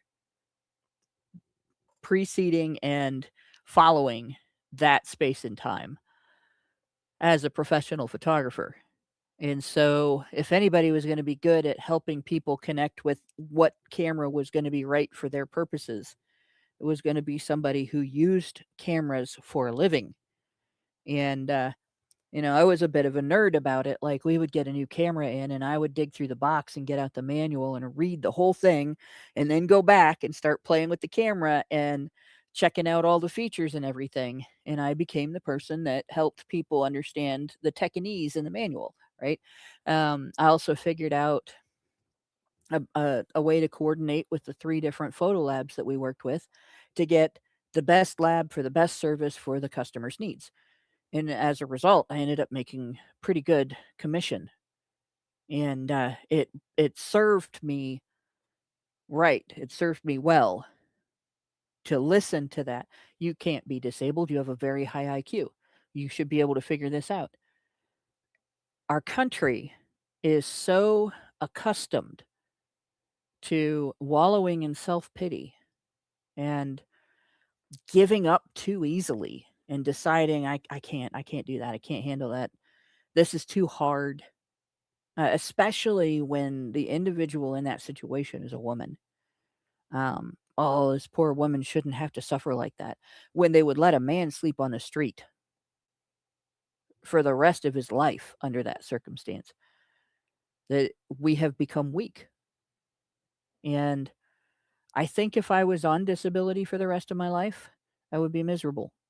I know it's there for people who really need it, and I'm glad it's there for people who really need it.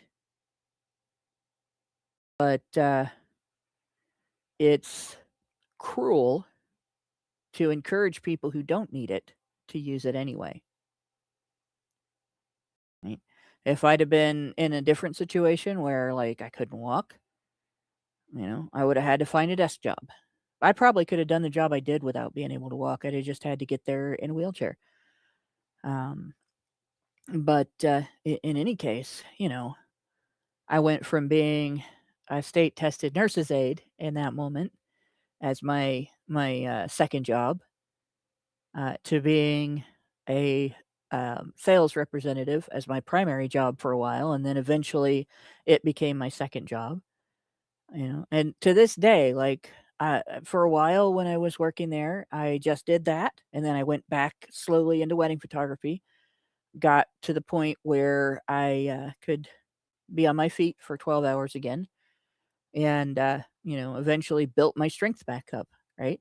And I when we had to move to Dayton, all of a sudden, I was teaching photography at the Salina branch, the business branch of Wright State University, the Lake campus, and I continued to do that until I replaced that income. I did that for 3 years. This is something that used to be normal. You were looking for a job when you got that one. All right, you can't do this anymore. The question isn't how are you going to survive? It's the starting question is, okay, well, what can I do? Because that's where I start to figure out how I'm going to survive. What can I do? And you go from there. And unfortunately, our system has gotten to the point where it's all or nothing. So you don't get help getting back on your feet after you've been knocked down farther than you were prepared to handle. And you don't get encouraged to ask, okay, but what can I do? I can't do that. Okay, I'm done with that. That's over. And sometimes that's not always true either. I can't do that the way I did it before, but maybe I can do it a different way. Doesn't get consideration anymore either. You never get to what can I do because you stop at no. We need to go back to being a can-do country. And so my family decided, since I had decided I was going to figure out what can I do, they figured out how they could support my effort at getting back on my feet instead of being held up by the rest of society for the rest of my life. And so I stayed with my parents for a few years and got my shit back together and got married to my husband and got legally married to my husband. And because it does kind of sound funny, got married to my husband. We got legally married 3 years after we made our first vows. Um, and then we moved when we had to in order to prevent our family from being broken up after his ex-wife decided to take his 2 daughters and move to the southern part of Ohio from the northern part of Ohio to get outside of the area that she had to allow him to have his visitation in. And she was really surprised when we moved.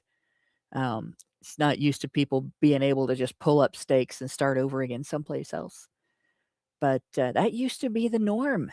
That used to be, people used to do that all the time. And women are too scared to do that now. They will live in the farmer's rabbit warren of Watership Down, knowing that they or their neighbors might be sacrificed at any time because they're afraid to go where they don't have a supply of food just handed to them. We fix women when we fix that attitude.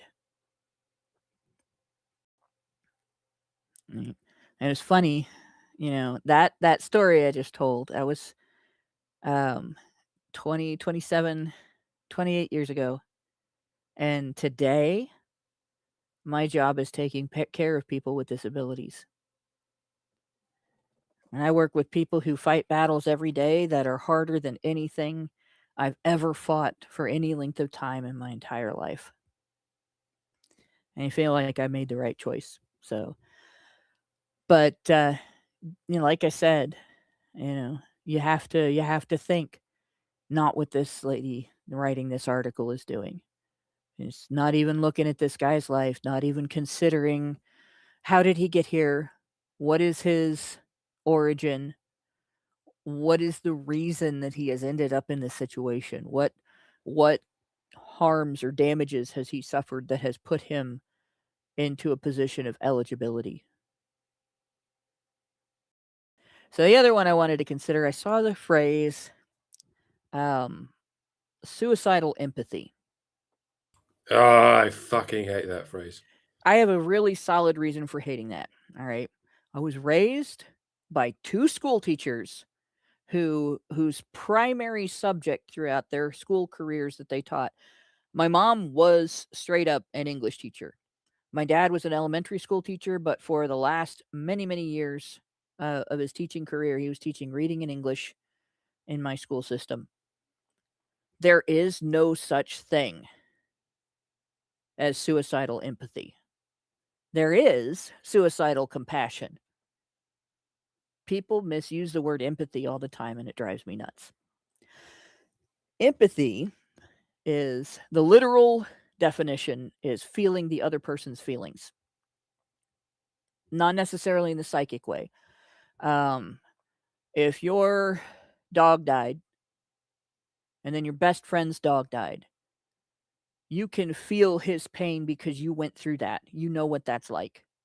If you have a dog, and your best friend's dog died, and you go through a period of panicky grief over your dog, that's empathy. You're feeling the other person's grief, and it makes you worried about your dog, right? Sympathy is knowing your friend is going through grief and understanding that he's experiencing that set of emotions. Compassion is caring about your friend's grief. And compassion can be impractical. And psychopaths have empathy, but they don't Yes. have compassion. Yeah, and when you have empathy and you don't have compassion, and you don't have a set of ethics that bars you from exploiting your empathy to take advantage of people, you become very dangerous, right? Compassion can also be dangerous. If your best friend, let's say your best friend doesn't have a dog, he has a drug addiction.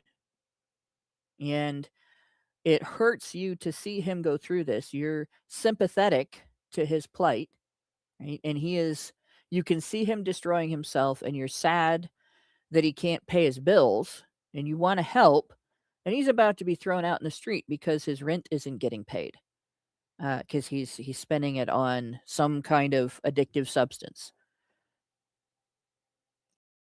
Compassion can mean wanting to pay that bill so he doesn't get thrown out on the street.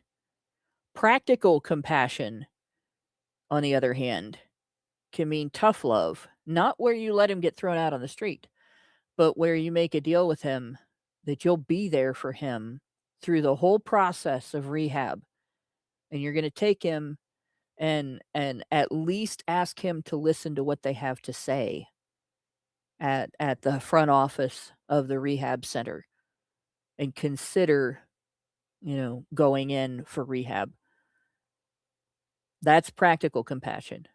Practical compassion is not paying your unemployed friend's rent, but helping him find a job.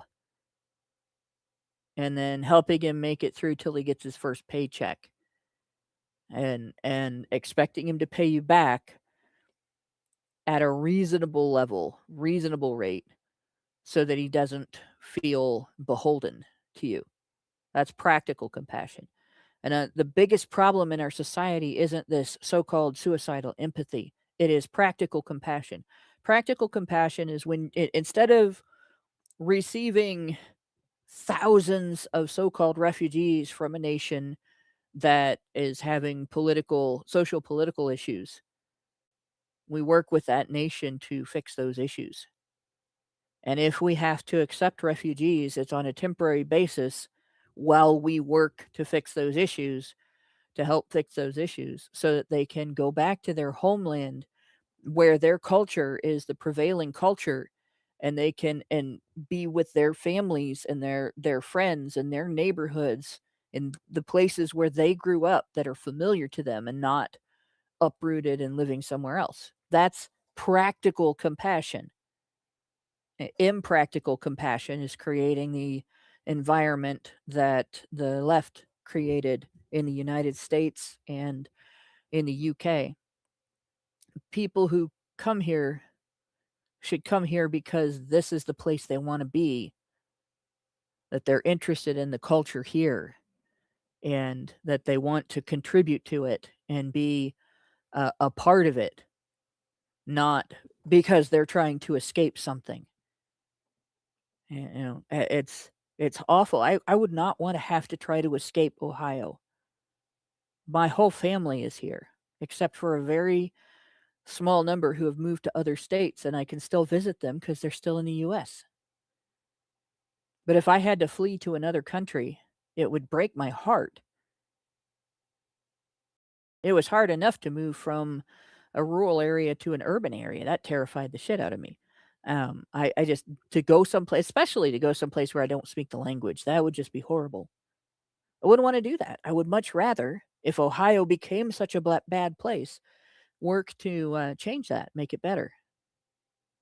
And I think that most people in the world would rather have what they grew up with, what is familiar to them, what they value, and what they know, what their traditions are, the people they love, be around them, and not go someplace where everyone is a stranger and try to make the surroundings fit them. But in any case, that's the difference between empathy, sympathy, and compassion, and practical compassion. Yeah, this all became all but crystal clear after Charlie Kirk's assassination. We saw all manner of these people saying, "Yeah, I'm glad he's dead. I'm glad he died in pain. I'm glad his children have no dad. I'm glad his wife has no husband, and I'm glad that you're all sad. I'm glad that you're all angry, because I want you all dead. I want anyone who loves their own family dead. I want anyone who loves their own country dead. I want anyone who loves their own people dead, and I'm glad about it." And then some people, ostensibly opposed to this, will sit there and go, "Oh, you poor dear, you have suicidal empathy." Yeah. Like what you're witnessing there is the opposite of empathy and the opposite of suicidal. They're straight up telling you they have no empathy. They're even fucking scrolling it across gravestones and shit. No, we have no empathy for you, and we want you dead. See, that's not suicidal. That's homicide. Well, it's genocidal when you take it to its logical end. What you're looking at there is genocidal hatred. But the people ostensibly opposing this are looking at it and going, "Oh, you poor dear, you have suicidal empathy." Now, what does that sound like to you, ladies and gentlemen in the audience? I invite you to examine the irony.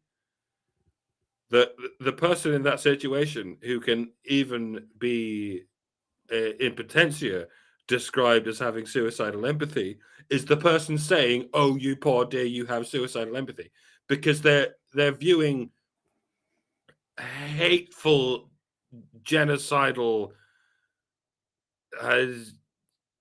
dickheads as nothing more than people with suicidal empathy. Do you see? And this has this infinite regress, and for me to describe them as suicidal empaths, can land me with the same charge of suicidal empathy. But if there is such a thing as suicidal empathy, it's that. It's looking at hateful genocidalist dickheads as nothing but suicidal empaths. No, Well, it's not them that's being called empaths. It's the people who are acting as though you can't criticize them, and you can't. So, in other words, the people who voted for the Democrats to let the borders remain open and not vet immigrants coming in to make sure that they're not cartel members and stuff, the people who voted for that system are the ones being accused of suicidal empathy, not the people that are coming across the border. But if you examine their thoughts for a moment, you notice that they don't give a shit about the native people. Right. And that that's isn't empathy. That's not not empathy whatsoever. either. It's they They hate don't. their own people. Yeah, well, they're not even considering the experiences of the native people, much less knowing them and understanding them. So it's not empathy. It's not empathy of any kind, and it's not really sympathy either.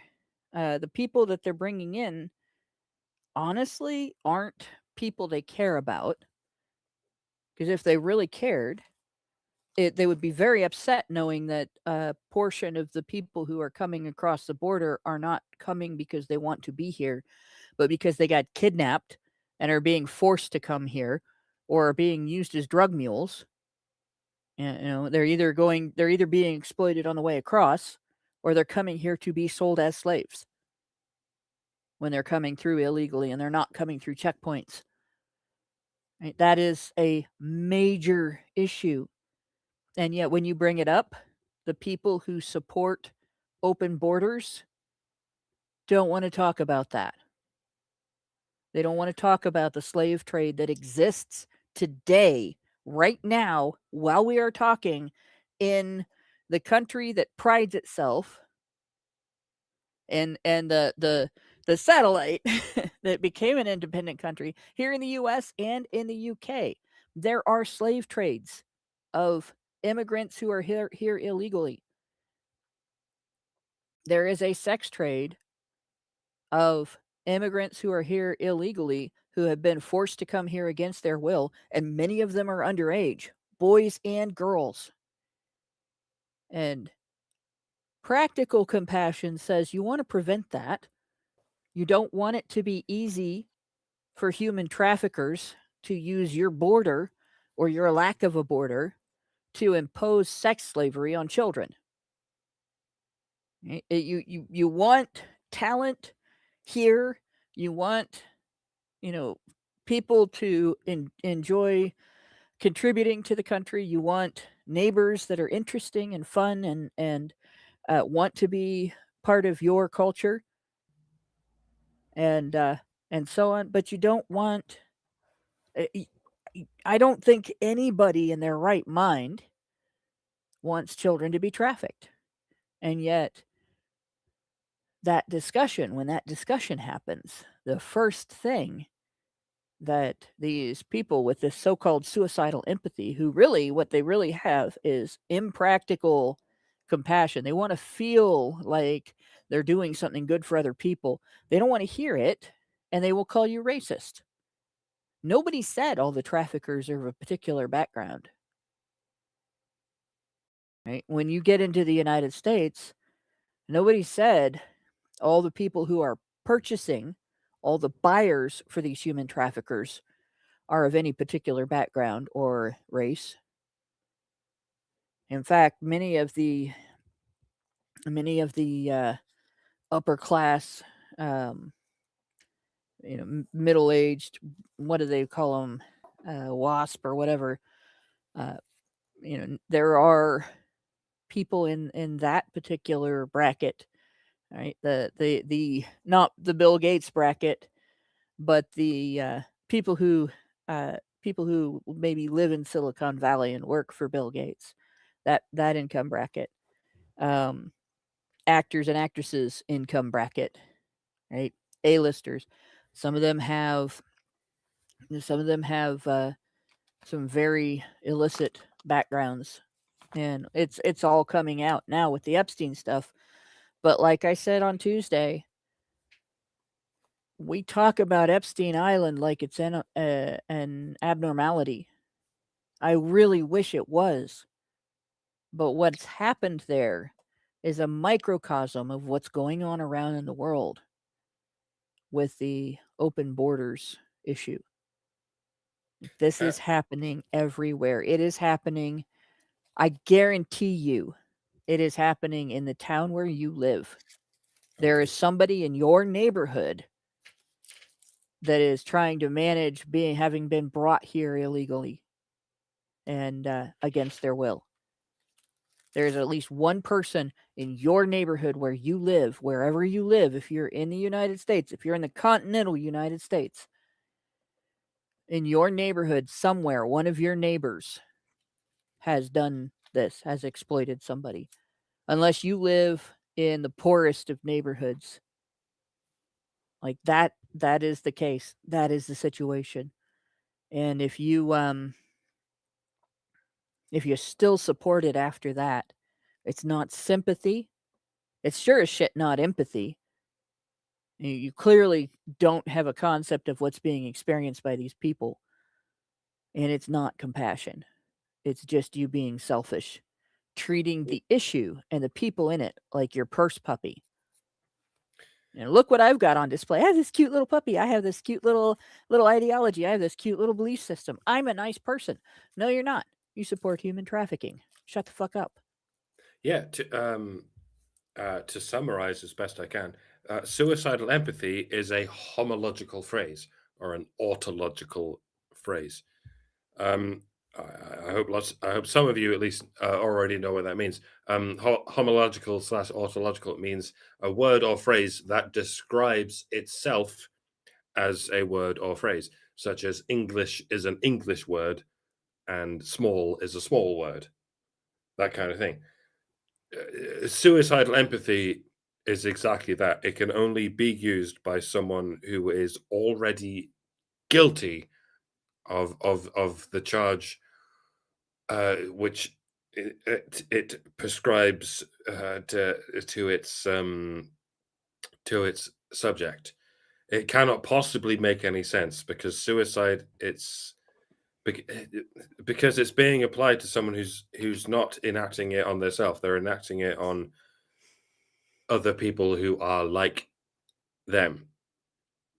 I mean, there could be such a thing as suicidal empathy, as in, like, if you're married to the love of your life and they commit suicide, and so then you commit suicide because you can't live life without them. I mean, that is a situation in which it could be a heterological phrase. But when you're dealing with people who are only interested in destroying their own people, I mean, the fact that you don't understand what oikophobia is sort of unravels how that's nothing but a homological phrase.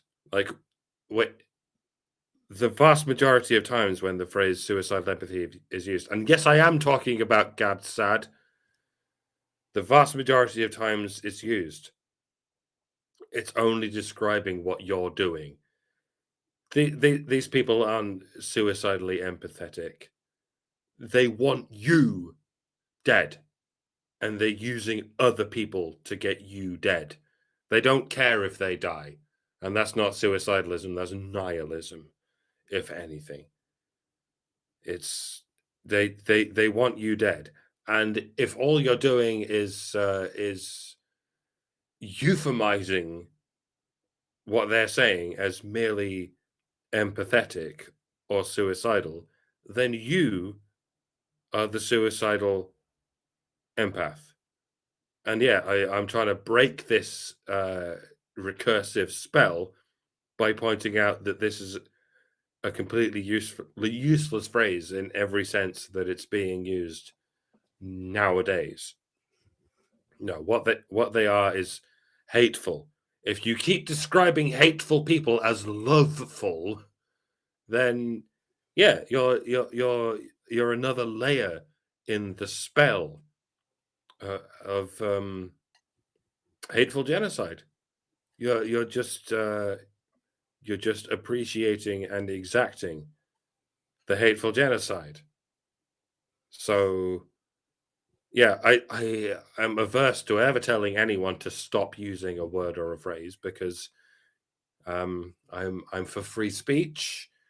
I would like you to use any word or phrase you feel is apposite, but I would challenge you to ask yourself what the fuck you're even saying. If someone wants you dead, they're not being empathic. If someone wants you dead, they're not being suicidal. They want you dead. See? Do you see the fucking difference? The whole point of free speech is the ability to freely communicate thoughts, beliefs, ideas, hash them out and all that. You can't very well do that if you're not communicating, and you cannot communicate if you use words differently than what they mean and people don't understand what you're saying. Right? That's the whole point behind Newspeak. Richard, you were speaking up? Yeah, is the article finished? We've still got we've still got more. We'll read the next paragraph just because it gets into another bullshit argument, and then we'll quit for the night. But this is great, right? She called him an incel after he defined his celibacy as voluntary, and then she acknowledges Alex joined a separatist movement in the manosphere once, men going their own way, or MGTOW. It emerged in the 2000s and urged men to distance themselves. And by the way, MGTOW is not a movement; it is a phenomenon. It's a philosophy. Yeah. And it didn't emerge in the 2000s. It's at least as old as recorded human history. It's just that the term used to be different. We used to call people hermits. Like a man who went his own way, lived in the woods or out in the wilderness somewhere away from everybody else, and didn't have too much to do with other people unless he really wanted to or had to, was a hermit. In stories all the time, they're used to like provide information. They're like the magic black man trope, except before the magic black man trope, there was the magic loner trope. You can say the. I thought you said you could say the magical Negro, but you can't say that. I suppose you can. It's just it's not a word that occurs to me to use very much. Can we still say Negro even if we have Tourette's? Yeah. Well, I suppose that's least offensive. It's not a Negro. Well, if you just say it that way, people might take it as one. But it's not a racial slur. That's hilarious. It just didn't occur to me. right? Because it's usually a man. But at least in the stories that I've, Well, of course, from what I'm like more into the stories where somebody is using a sword and hunting treasure. So maybe it's not really gendered, and I'm just not reading the right stories. from what I've gathered from the Blackanese language, Mhm. niggers means men, bitches means women. Like when Oh, it just means black Uh, people talk about niggers, they're talking about men. it depends. Almost It Black could be always. people. bitches or hoes, right? Yeah. That one I do. That I Oh, have unfortunate recall of that from the past article experience. mentions Laura. The article mentions Laura Bates. Oh God. Dude. I forgot she existed. Wow. Okay, so we'll go on. It emerged in the 2000s out of nowhere because there was never a tradition of men going off to be by themselves before the early 2000s, guys. That's like a brand new behavior that never happened in the past. Don't read on Walden Pond or anything, because even temporarily doing that's probably weird. MGTOW adherents believe a lot of men have found success by shunning women. That's a neat way to put it. I wonder what she would say about training rules. Where you don't drink alcohol, you only eat healthy food, you exercise every day, and you abstain from sex, and that probably would. I wonder what she would They will say call about you. monks. You know They, that they will call you a neo. They will call you a neo-Nazi, a right-wing fascist if you do that.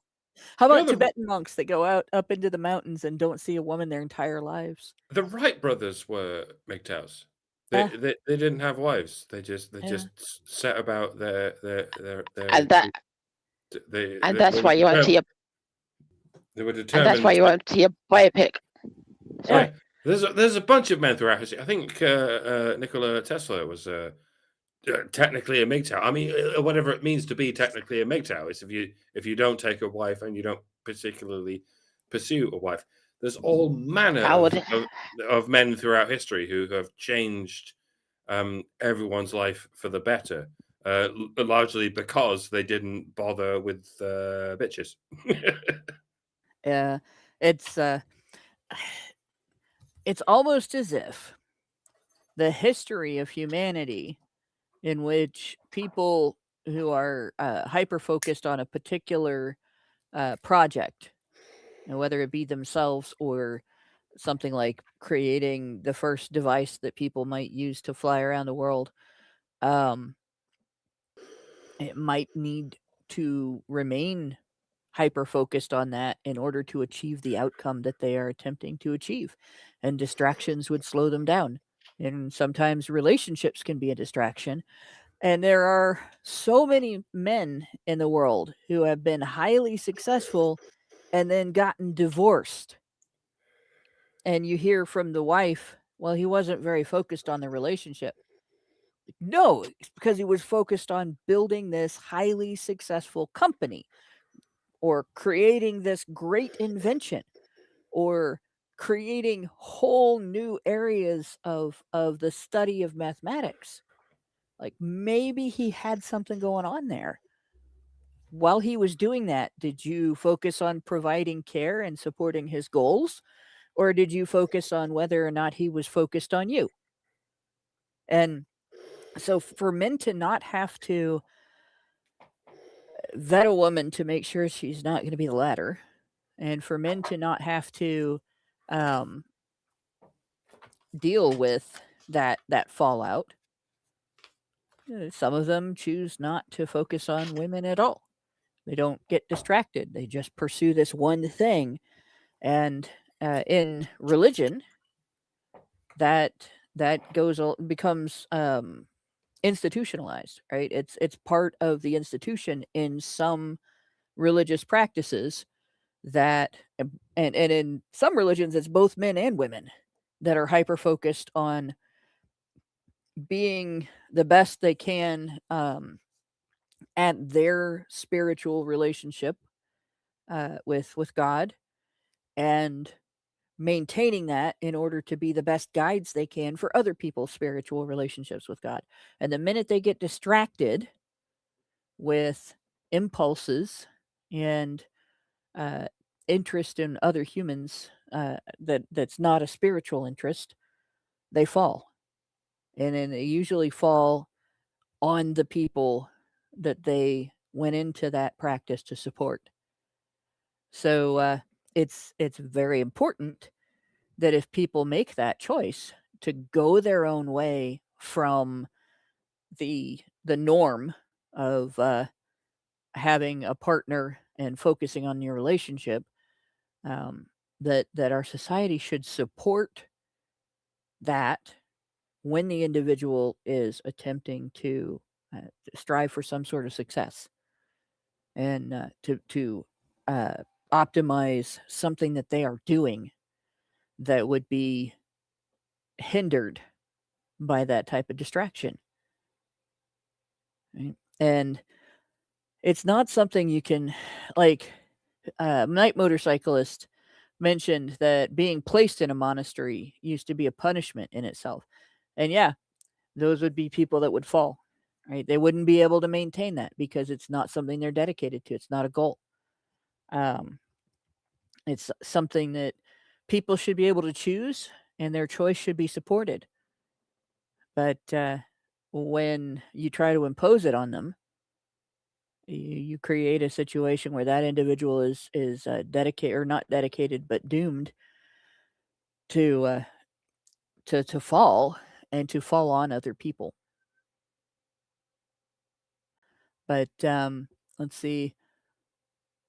She goes on to say women could only ruin their lives with false allegations. Well, yeah.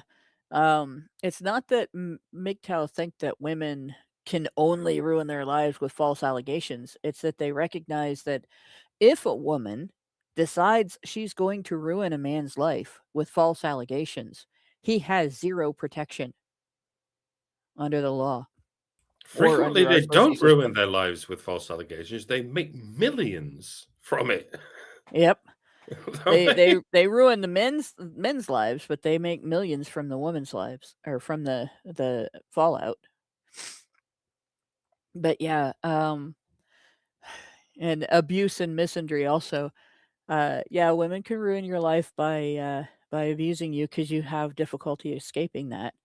And misandry, that just leads to the abuse and the false allegations. So it's not unreasonable for a man, if he doesn't feel comfortable trying to vet women for character, if he doesn't feel capable, if he's not sure that a woman can maintain the character she has when he vets her for character, which is another issue. Right? He does know that if she chooses to display bad character, lie about him, cheat on him, abandon him, and try to take half his shit, that the system we have today will facilitate that. It will not protect him from that abuse, and that is abuse. And none of this is to deny that there are some MGTOWs out there, and who have been out there for many years now, who will go ahead and tell you, yeah, you should sleep around. You should, as long as you're using protection, you can fuck around with as many women as you like, and it'll be fine. And as I've always said, like, you're skating on thin ice there, bro. You're staring into the barrel of the bazooka. Yeah. If you will understand that reference. And, you know, I still like to think of myself as MGTOW, even though I've been in a devoted relationship for over 7 years now. Some people still think of me as like some kind of guru of MGTOW, perhaps because they don't know that I've been in a devoted relationship for 7 years. But it is theoretically possible. And in any sense, it's still okay for me to tell most men that they should go their own way, because you're unlikely to find a honey badger for yourself. There aren't many honey badgers. that is to say, there aren't many women who actually understand the fucking situation. And if you're an average man, then the best you can do is find an average woman, and the average woman is not going to understand. The average woman has had their brains scrambled by the mass media and the education system, and you have an awful lot of vetting to do if you're going to be able to enter a long-term relationship with a woman that's not going to end in disaster. And so it just means you have to be really vigilant, incredibly vigilant. You have and that means you have to set boundaries as soon as possible and as vigilantly as possible. And I did that because, you know, I've spent hundreds of hours online sort of setting the boundaries that I think men should have. And Lauren was with me all the way because she's been with Honey Badger Radio since 2014, just like I have. And we were able to get together because we've always both mutually understood this. And we mutually understood this together for like 4 or 5 years before we got together. And that's, you know, that's the sort of thing it takes. It means you getting together with a men's rights group like Honey Badger Radio for 4 or 5 years before you get to, and that's not an avenue that's available to most men. Like, most men are just living their lives, just doing jobs and just trying to be a normal person. And, you know, it's very difficult for you to actually know a woman and understand where she's coming from for long enough for her to be interested in you before she loses interest in you. And that's fucking difficult. Like, and I understand how difficult that is.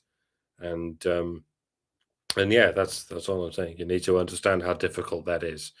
And society needs to be changed from the bottom up. There's another aspect of MGTOW I think a lot of people don't consciously consider, right? Very, very rarely in the world does anyone ever become a rock star by trying to become a rock star, right? There's obviously the people that become rock stars by knowing the right people. And we all know bands that we think maybe that's all they had going for them was that they knew the right people. But the greatest rock stars of all time, the people who are remembered generation after generation, whose original fans, grandchildren love their music. They're people who became rock stars because they focused on their love of music and their creation of their type of music, their particular idiom, right? And put the work in and took all the steps of improving their skill and blending their group together and being dedicated to the group and so on. All of the performing, all of the years and years of living in poverty while they went from gig to gig and, had beer thrown up on the stage and everything, and eventually made it. And if they had been focusing on just being rock stars, many, many young musicians that have stars in their eyes but not dedication behind them, they fail because they expect to make it right away. And I think a lot of young people, men and women, think about becoming a husband or a wife and a mother or a father, and having the picket fence in the White House and the neighbors, on their street, and 2.5 kids and a dog and a cat and a tree house in the backyard. but they don't do the work. They're not focused on how do we get there.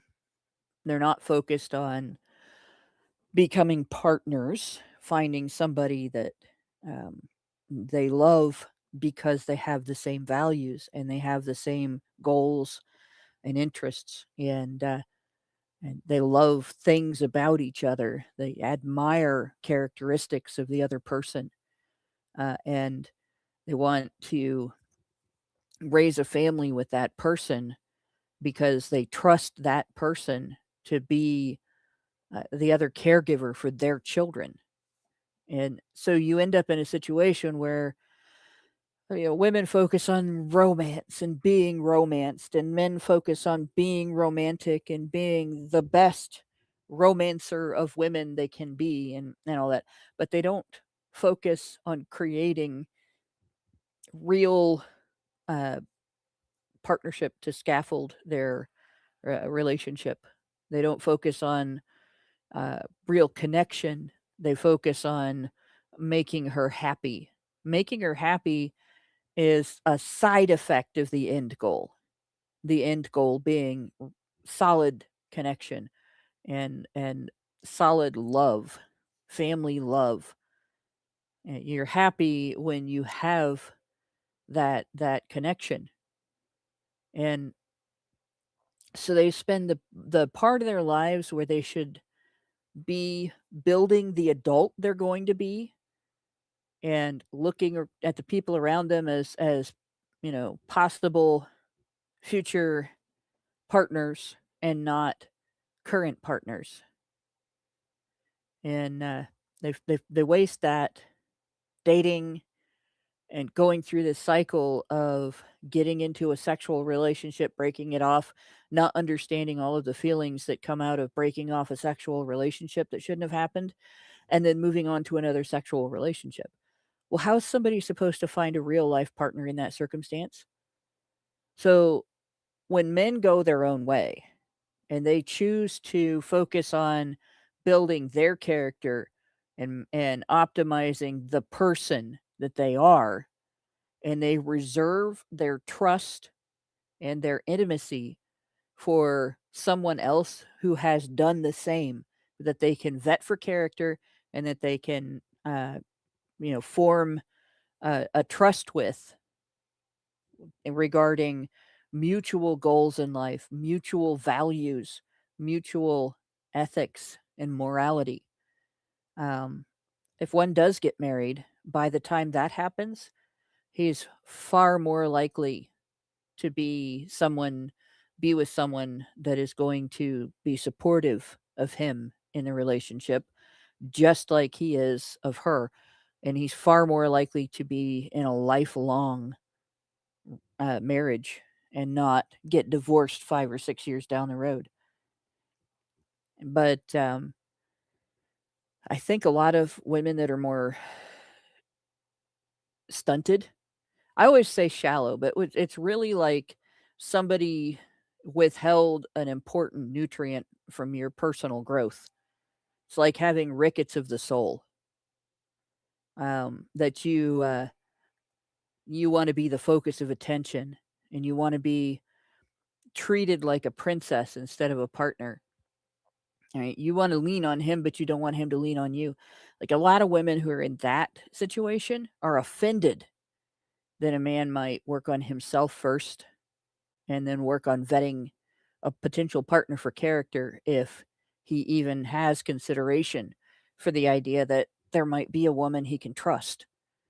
And the more stunted we allow women's intellectual and spiritual, psychological growth to become in society, the more men are going to turn away because they're not allowed to do that.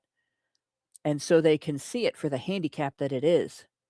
And they don't want to be the support network for somebody who has the handicap where they can just never grow up.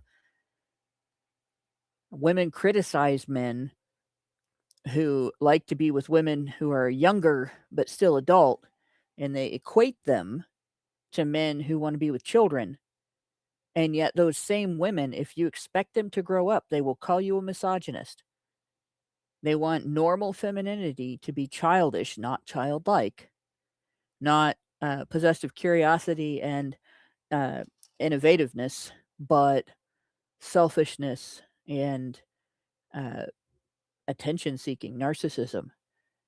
And yet they want men to treat them like they're mature, and they want men to differentiate between women who are of age and women who are underage. And, how are they supposed to do that if you never mature past the age of 14? So she says, and they cite Schopenhauer and Jesus as examples of high-achieving virgins. There are tiers to the MGTOW movement. Level 1 is avoiding only long-term relationships, while level 4 means dropping out of society altogether. In her book, Men Who Hate Women, Laura Bates traces MGTOW roots to Iron John, a 1990s men's self-help book that argued men need to reconnect with each other and the deep masculine. It's a bit like Lysistrata and Aristophanes' play, in which the women of Athens go on a sex strike to force men to negotiate peace in the, I believe this is Peloponnesian War. It's been a while since I've seen that word. I don't remember how to pronounce it. You But did it. You did it good. I think it's Lysistrata, but it doesn't matter. yeah, like I haven't read this description of this in so long. I asked Alex if that inspired the idea of a love strike. It wasn't that coherent, he admits. It was ego defense. Alex eventually left the group. He found it too right wing. So again, let's go back to that 1990s self-help book. She refers to this, describes this, right? That argued men needed to reconnect with each other and the deep masculine, and then compares it to this history, but doesn't make the connection that it has to do with the gender war to force women to negotiate peace in the gender war. The thing is, women are getting to the point with MGTOW where negotiating peace might not be a possibility. There are men who will never trust women again after the things that have been done to them. And it's not unreasonable for them to feel that way. That number is growing. Right? I can't have an experience in life without running into at least one person who has had a men's rights issue experience. I had to get my car towed, my van towed, actually, a couple of years ago from Northwest Ohio to Southwest Ohio. It was like a 80-mile tow. And, I called a towing company, paid the guy.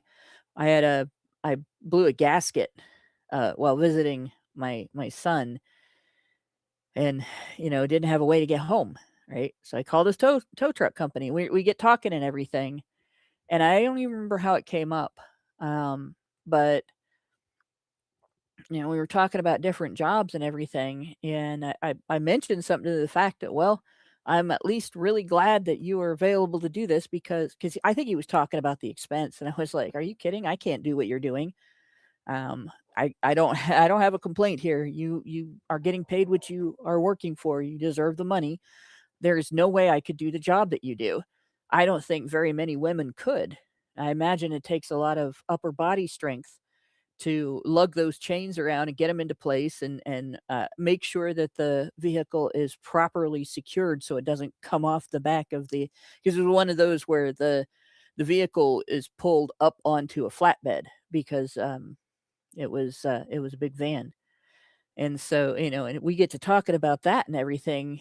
And then we get to talking about how it's not really fair that I can say that, but he can't without getting called a misogynist. And from there, I ended up getting the story of a false allegation experience that occurred in his family. And a divorce experience, basically a divorce rape experience that occurred in his family. And we're talking immediate family, right? And, you know, it just like one after another, the issues came up, and he knew somebody I had just met that night, knew somebody for every single men's issue I could discuss with him. And that's happened to me at work. That's happened to me at the store. That's happened to me running into somebody at random on the bus on the way home from ICMI 2014. A group of moms, we sat around and discussed the boy crisis in education. It's every single person I run into. It seems like I can talk about these issues, and they know somebody, some guy who has been through hell because of our society's treatment of men, and because women are not expected to grow up. They know somebody who's been a victim of the accountability gap between men and women,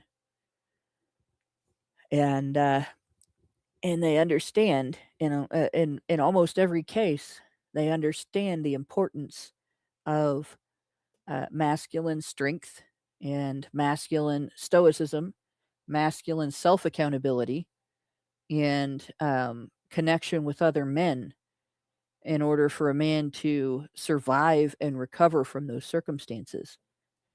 And yet, this writer can't even understand why men might not fully trust women, why men might want to keep us at arm's length a little bit, especially in the current legal environment. And she can't make the connection between men going on a romance strike and a partnership strike to force women to come to the negotiating table in a gender war, and women in an ancient play that went on a sex strike to force men to negotiate peace in an actual violent war. Not that the gender war isn't violent. I mean, throwing somebody in jail for something they didn't do is pretty violent. But any other thoughts on that? Besides get on with it. Laura Bates is a fucking moron. Well, yeah, that stands to reason. Yeah. Well, in that case, I think this will be the end of tonight's show. We have run really late, and I think I will call it. We do not have another super chow, but we do have another super chat, and I am trying to scroll. There we go. I think we might have two, so I'm going to just double check here. Nope, just the one. So our final super chat of the night that I am aware of, Senior Sticks times 3, or Senior Sticks 3011 gave us $2 and said, "One should not negotiate with bad actors." Well, yeah, because they lie. I feel attacked. No, I think you're a pretty good actor. But you can't really you can't negotiate with liars. I don't negotiate with terrorists. Yeah, that is true. That is true. All right, and I don't have any other super chats or super chows. So with that, I will thank my co-hosts for joining me to continue to discuss this these ever deepening pile of bovine excrement. Thanks to the audience for listening to us ramble and occasionally get back to the article. Thanks very much, Brian, for going late on this and not speaking up. It's like, so not complaining about it really. And good night, all. Men's rights activists are machines, dude. Okay? They are literal machines. They are talking point machines. They are impossible to fucking deal with, especially if you have like a couple dudes who have good memory on top of that too. Holy shit, you're fucked.